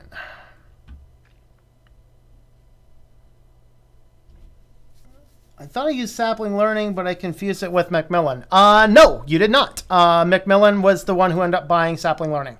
Yes, Macmillan is the moronic company that decided to lay all of us off because the company wanted to hire people and pay livable wages, and Macmillan said, why are we paying these people this many wages? So they basically laid us all off and hired college flunkies and paid them half our wage. But yeah, yep, Macmillan bought sapling learning. Yep.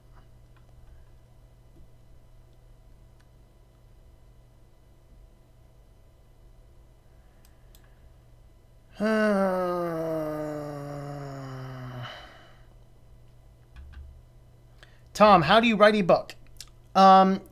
You sit down in a chair for long periods of time and you type. Now, how do you format and publish a book? That's a longer story. You know, you need to get a Library of Congress control number. You need to pick up ISBN numbers because you don't want to use the free ones generally. Then you need to do interior design, exterior cover design. There's services that you can buy for some or all of that type of stuff. And then to set up a publishing arm, you need to pick up a pack of ISBNs. They're going to assign you a publishing number. And then you need to take that number, go with the Library of Congress, get yourself a control number account over there, and then kind of work with that. So that's kind of the process. But how do you write a book? You sit down and you write. That's what you do.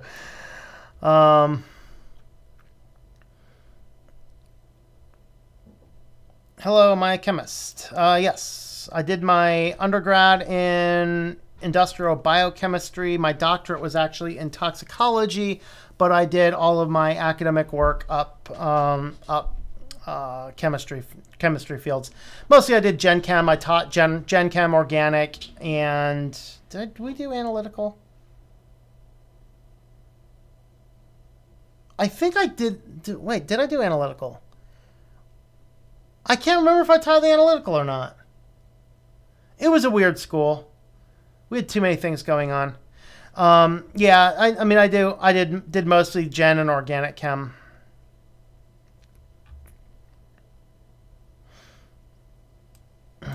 Stay away from HP and Apple. I agree. Despite being a school full of nerds, there are some brainwashed idiots who go sleeping with as many girls as possible. Think it's cool, huh? It'll be really cool when they get the dual news. I'm pregnant and I found out I have AIDS. That's a bad day. If you had the opportunity to speak to Microsoft, what would you say to them? I'm curious. Stop destroying stuff you buy.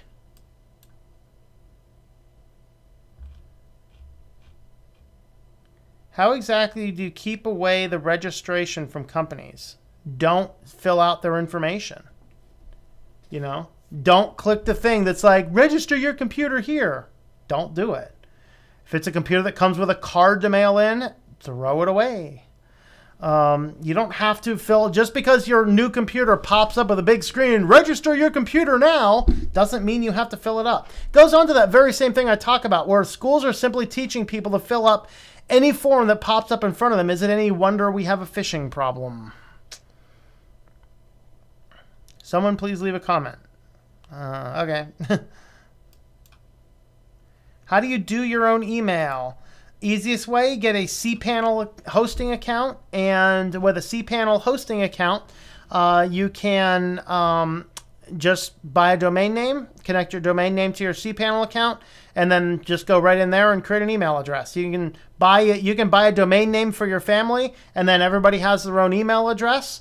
You can access it webmail. You can access it with a client. That's the way you do it. Hosting accounts, you can get hosting accounts for, $50 a year.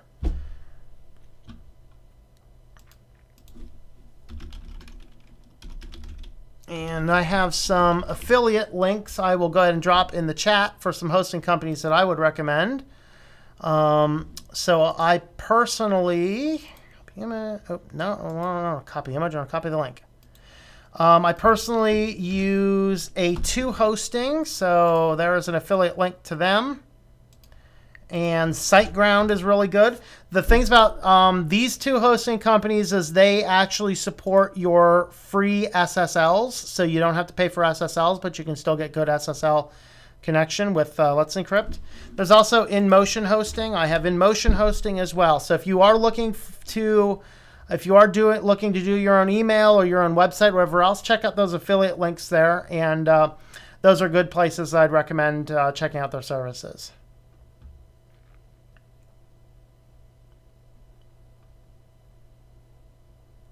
Do you think of the movie They Live? I've never seen it. I'm a transgender lesbian and I wear skirts. All right. Have fun. Do you mean by you might be sued? WNR is Weekly News Roundup. You might be sued was one of the first articles we talked about. There was a teacher who basically has a free website where you can learn a variety of different languages. Then basically you'd go through the exercise, you'd hit the pause button on the video while you worked out the exercise, and somebody sued him over a patent violation for pausing a video. Yep. Toshiba boots faster runs cooler than the HP or my dad's Dell. The speakers are weak though. Yep. Shorts weren't allowed when I was in school. Remember one of my classmates who did not attend the same class as me told me how they taught the concept of many genders. Yep. Yeah, so much for biology class, huh?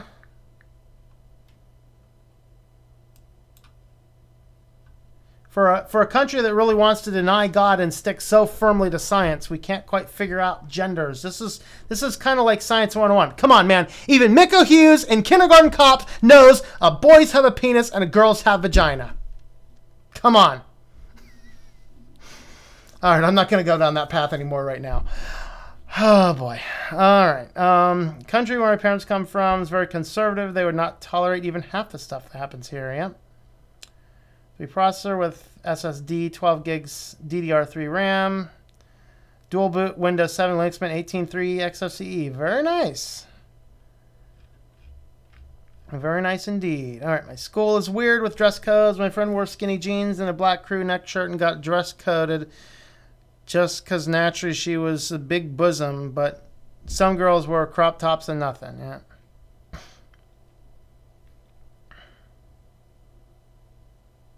Well, young people are starting to adopt the conservative view because the liberal view is starting to look as bad as it is. I mean, look what happened at Evergreen State College. I mean, that was liberalism run amok.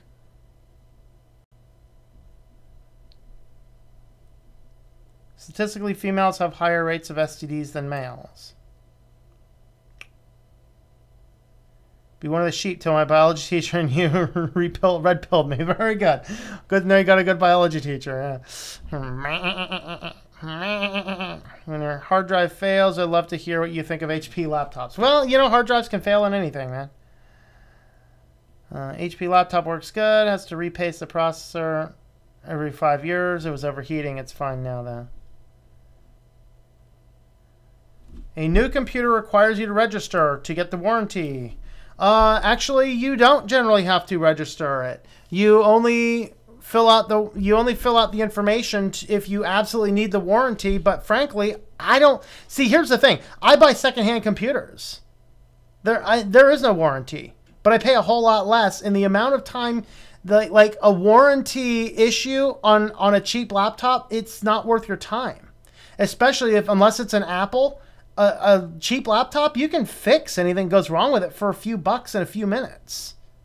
I've probably rebuilt almost everything in my Windows 7 computer has been rebuilt except for the process and the logic board. I've replaced the keyboards, I've replaced the screen, I replaced the bezels. I don't think I replaced the one top. What are you? Jeez, bugs come in here. It's not a flea. It's dead. Die, bug. I'm getting violent towards the insects. All right. What? Make up your mind, cats. Do you want to go up or do you want to go down? Sheesh.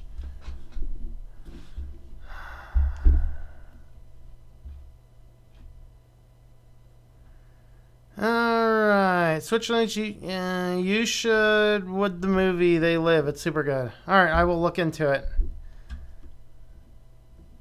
I was kidding about the translation thing. Well, being that you're a man going your own way, I was kind of figuring. Never cracked/broken any smartphone I've owned. Granted, I've never go anywhere, but still. Every manufacturer has sucky computers.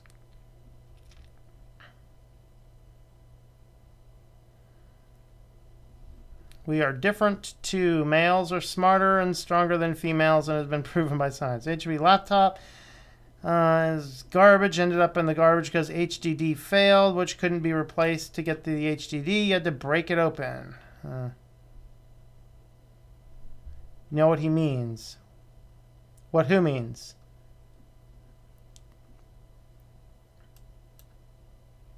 Good evening, James Miller. How are you?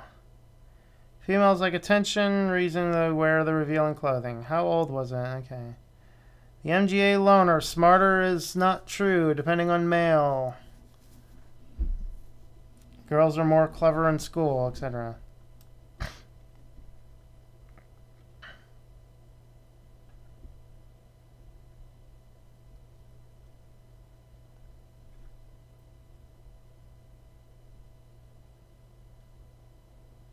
I don't think you can make the generalization that males are more stupid in general.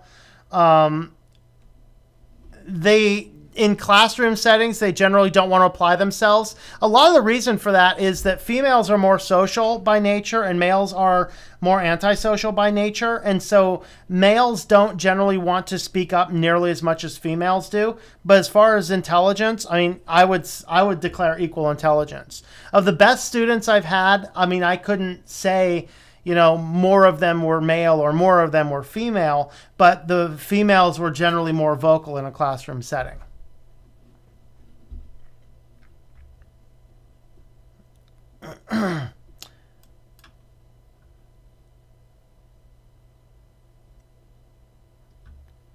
Read a kid's tales about a wise wife.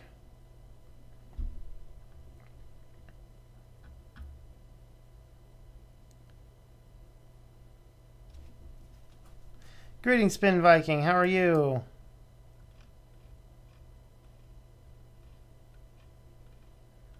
Did I lose more stuff again?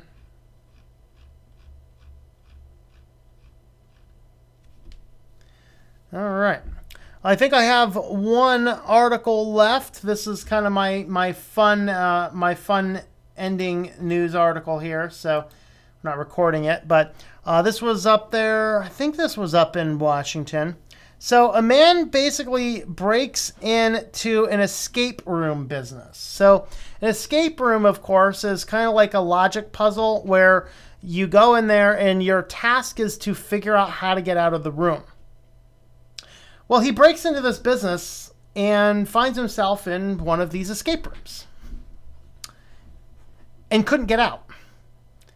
And ended up frantically calling 911 on himself because he broke into this business and couldn't get out. Well, he ended up landing in an escape room that was set up as a torture chamber with a fake dead body and a lot of torture tools. And he freaked bad, and so he ended up calling 911 on himself 4 times because he could not get out of this room. Deputies arrived at the strip mall. They discovered the front door of NW escape experience was unlocked. Then they heard loud bang from behind the building. Deputies found the back door handle to the business broken. Later discovered the electrical room had been broken into. The affidavit states.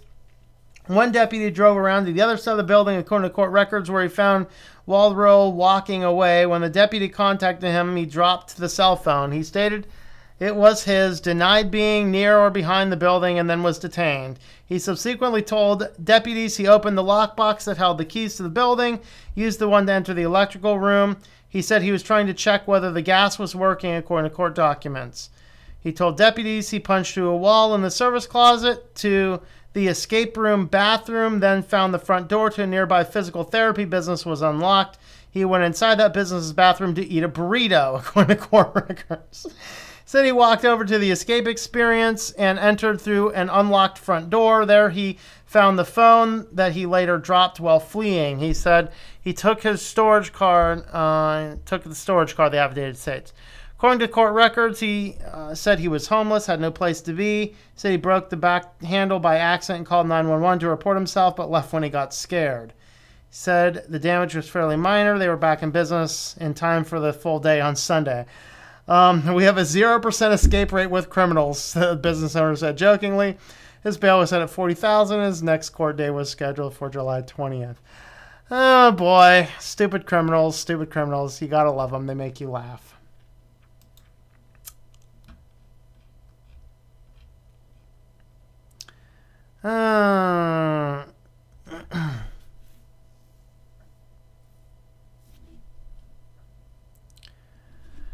We need to start shaming people for sleeping with many people, whether or not they are male or female. This behavior promotes promiscuity and spreads disease. It should be considered unacceptable. 16 years, male and female are equal without differences. It's earlier than that, though. You know, development starts earlier, and it's getting earlier, too. A lot of it has to do with the foods we eat. We're poisoning ourselves. Favorite thing is when people say estrogen makes you caring. I've been around middle schoolers, enough estrogen to kill a 40-year-old. Women are far more from carrying it. Tom, will there ever be a scenario where you would go back to teaching? No. No. Okay. One of my mentors is a college professor. One of my mentors is a high school teacher. Their lives are miserable. SJW crap. Liberalism, stupidity, everything. Guys, I'm teaching right here on YouTube. And I don't have to go through a course about how to be nice to a person who can't figure out what's in their pants. Okay? And that's the reality of it, is that it is so bad. It is so, so bad in those industries. My high school teacher friend, when he gets home from school, all he can do is sit there and do nothing because of de-stressing from the day. It's insane. It is insane. College, that guy, he is just counting the days until he can retire because it's so bad. And these were decent schools when I was there. That's why I don't advocate people go right off to college unless they for sure want to be a doctor, a lawyer, a CPA, or Lord forbid, a teacher. Because you can get a lot better on life experience than you can with a college degree. The person who applies himself will get there, Keep streaming until midnight. If we have enough conversation, sure, I'll do it. Otherwise, I'm going to stop at some point. Okay. I was not the only female who did. Males have higher gray matter, which is linked in telephonics. Let's see. While white matter is linked with socializing. Okay, maybe. Can you do a 168-hour stream? No. Sorry, I have other things to do. I mean, if there was a lot of financial support coming in here and, I'd be making about, I don't know, $100 a day or something, I'd think about it. But no, I can't exactly do a 1 week long stream. Start promoting decency in education instead of stupidity and illiteracy. Yeah. There's a fun article on, I think it was on Level 1 Tech. Yeah, it was on Level 1 Tech. Check out their latest video, which was, I think it's today's news, where their video, it was robots that can read and children who can't. Basically it was these school systems looking at, there was a lawsuit somewhere where this school system was sued because the kids were not literate at all in the slightest. And not being literate at all in the slightest, they sued them going, hey, you forced us to go to school, but we're not actually learning how to read. And it turns out that the kids end up watching Frozen like 5 times in the same classroom. So here are states mandating children go to school, but they still can't read, but all they're doing is spending their time watching all these movies in school. Makes me wonder. You know, I was talking to a friend of mine, he's like, hey, I have the last day of school tomorrow. What are you doing? Absolutely nothing. Why go? I mean, really. I mean, better find other times to do things. But yeah, we have this major illiteracy issue, you know.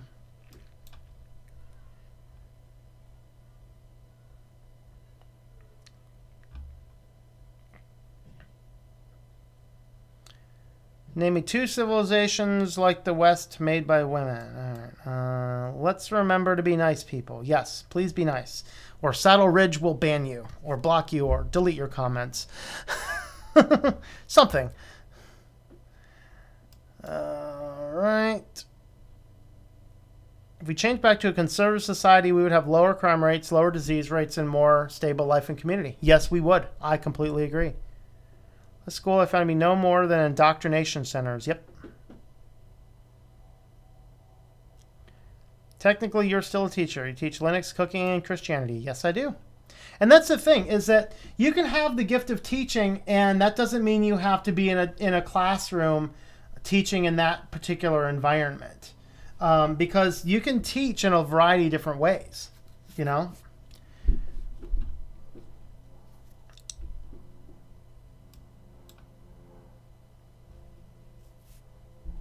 Homeschooling is better. I agree completely.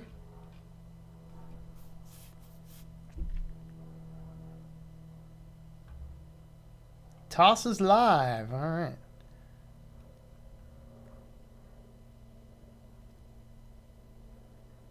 I'm gonna delete the comments simply because I don't want swearing in the comments threads. All right. Stopped watching Toss after starting using his low frame rates Google Hangout streams. I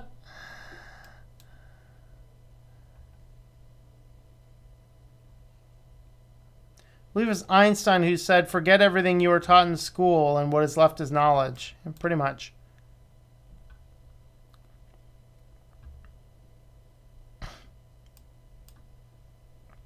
I think your English is just fine.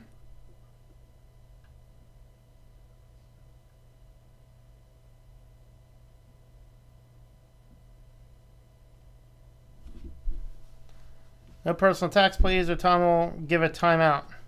Well, Saddle Ridge, you are a mod. You can do that as well. I'm not necessarily seeing the comments as quickly as some of you guys are because I'm trying to respond.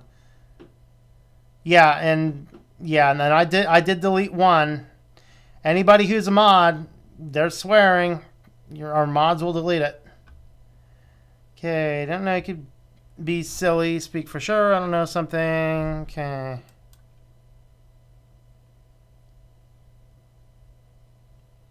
What is timeout? A timeout is I can put you in timeout and it blocks you from leaving comments for 5 minutes or so. From Ukraine, well, welcome. Actually, I did find out my neighbors, I'm pretty sure they're not from Russia. I think my neighbors are actually from Ukraine, specifically. At least the stuff on their car seems to indicate that. They have a lot of Ukraine stuff on their car, so I'm guessing they're from Ukraine, not Russia.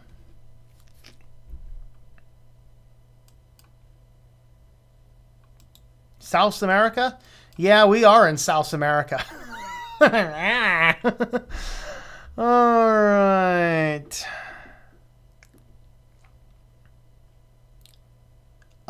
No, I can't limit the times. I can throw you in timeout if you want, but I think it's 5 minutes. I can't limit the times. Like a podcast, we'll work on tomorrow's video. There you go. Yeah, we can't specify the time for a timeout, unfortunately.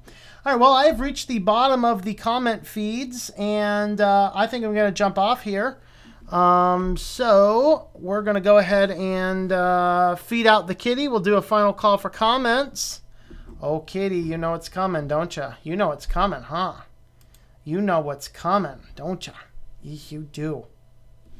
You know what's coming. Oh, boy. Where are your kitty treats? There they are.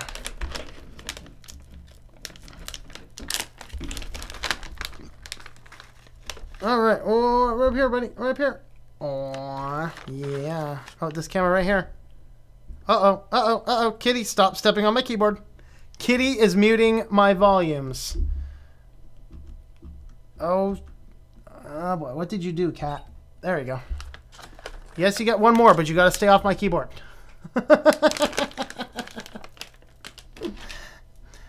One day he's trying to mess with the volumes, and then he's trying to mess with the calculators. Jeesh.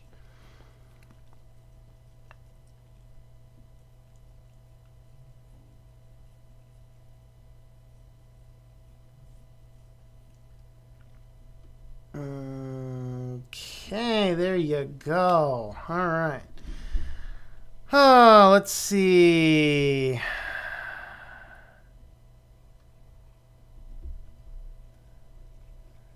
Okay, I've learned more from self-learning than from school because sometimes school goes way too slow. Yep. Ukraine, it's like Russia, the same. All right. Let's check out Duke Armstrong book on masculinity. Huh. Okay, I learned the biggest lesson from my computer science. I am autistic, so computers got me from being unaware. By learning computer science, it reorganized my brain, and now I'm doing well. Not from school. Very good, man. YouTube might keep track of bad actors in chats. Yeah. Tom, do I like Vanilla Ice? No. I'm sorry, man. If you like them, that's fine. But Vanilla Ice came out with that song Ice Ice Baby when I was in, like, I don't know, it's in middle school or high school or something, and it was horrible and played everywhere. It might have been elementary. I don't even know. Ice Ice Baby. Dun, dun, dun, dun, dun, dun. Shut up. Da, da, da, da, da, da. Yeah, I'm not a big fan of that, but hello, Alan Blake. Greetings. Thanks for enjoying the show. Analog, great, thanks. Okay, yep. Ooh, kitty, kitty, kitty. Please stay on. Please stay on. America is a continental landmass. We want 24/7 kitty cam. I'll see if I can hook that up. I wonder if I could plug my. Let's see. If it's possible for me to hook my IP cameras into OBS, I might be able to pull that off. I'd have to play around with that, and I'd just point the cameras at the kitty's most favorite places to sit, and then you'd probably catch a glimpse of them here and there. Thank you, Orlando. Appreciate that. Mandarin teacher is very smart and from Taiwan.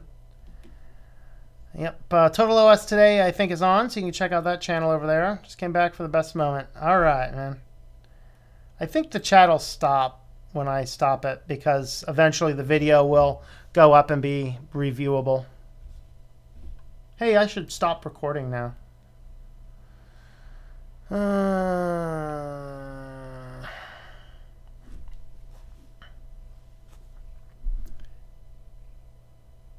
Go rewind. We'll take you back to chat occurring on the time you're at. Love cats. Love you too, MJ Turner. Okay. All right. 2 and live on chat. Tom, this administration is rolling out the red carpet for corruption. I'm starting to agree with you, man. Actually, I've agreed with you for a while. It was just the which corrupt fool do we want, you know? That's that. All right, guys, we're going to jump off. Thanks for hanging out, and we'll do a live stream tomorrow, maybe around noonish or so Eastern time. I'll post it as soon as I think when I'm going to get to it, and then I don't know what I'm going to talk about yet, but we'll figure something out. So we will catch you guys later, and have yourself a wonderful day. Once again, you can help support the channel. Check out switchlinux.com/support for all of the ways you can help support the channel. I also have a Patreon account. You can check out patreon.com/TomM, or you can pick up a water bottle, mouse pad, t-shirt, etc. on shop.switch2linux.com. All right. Let's see. Why do Christians continue to be deceived and lied to by a piece of trash? Because they're not thinking. That's the problem. Vanilla Isis baby. All right, stop collaborating. Listen, Ice is back with a brand new invention. Something grabs a hold of me tightly. Leak flow harpoon daily nightly will ever stop. Turn off. Okay. All right.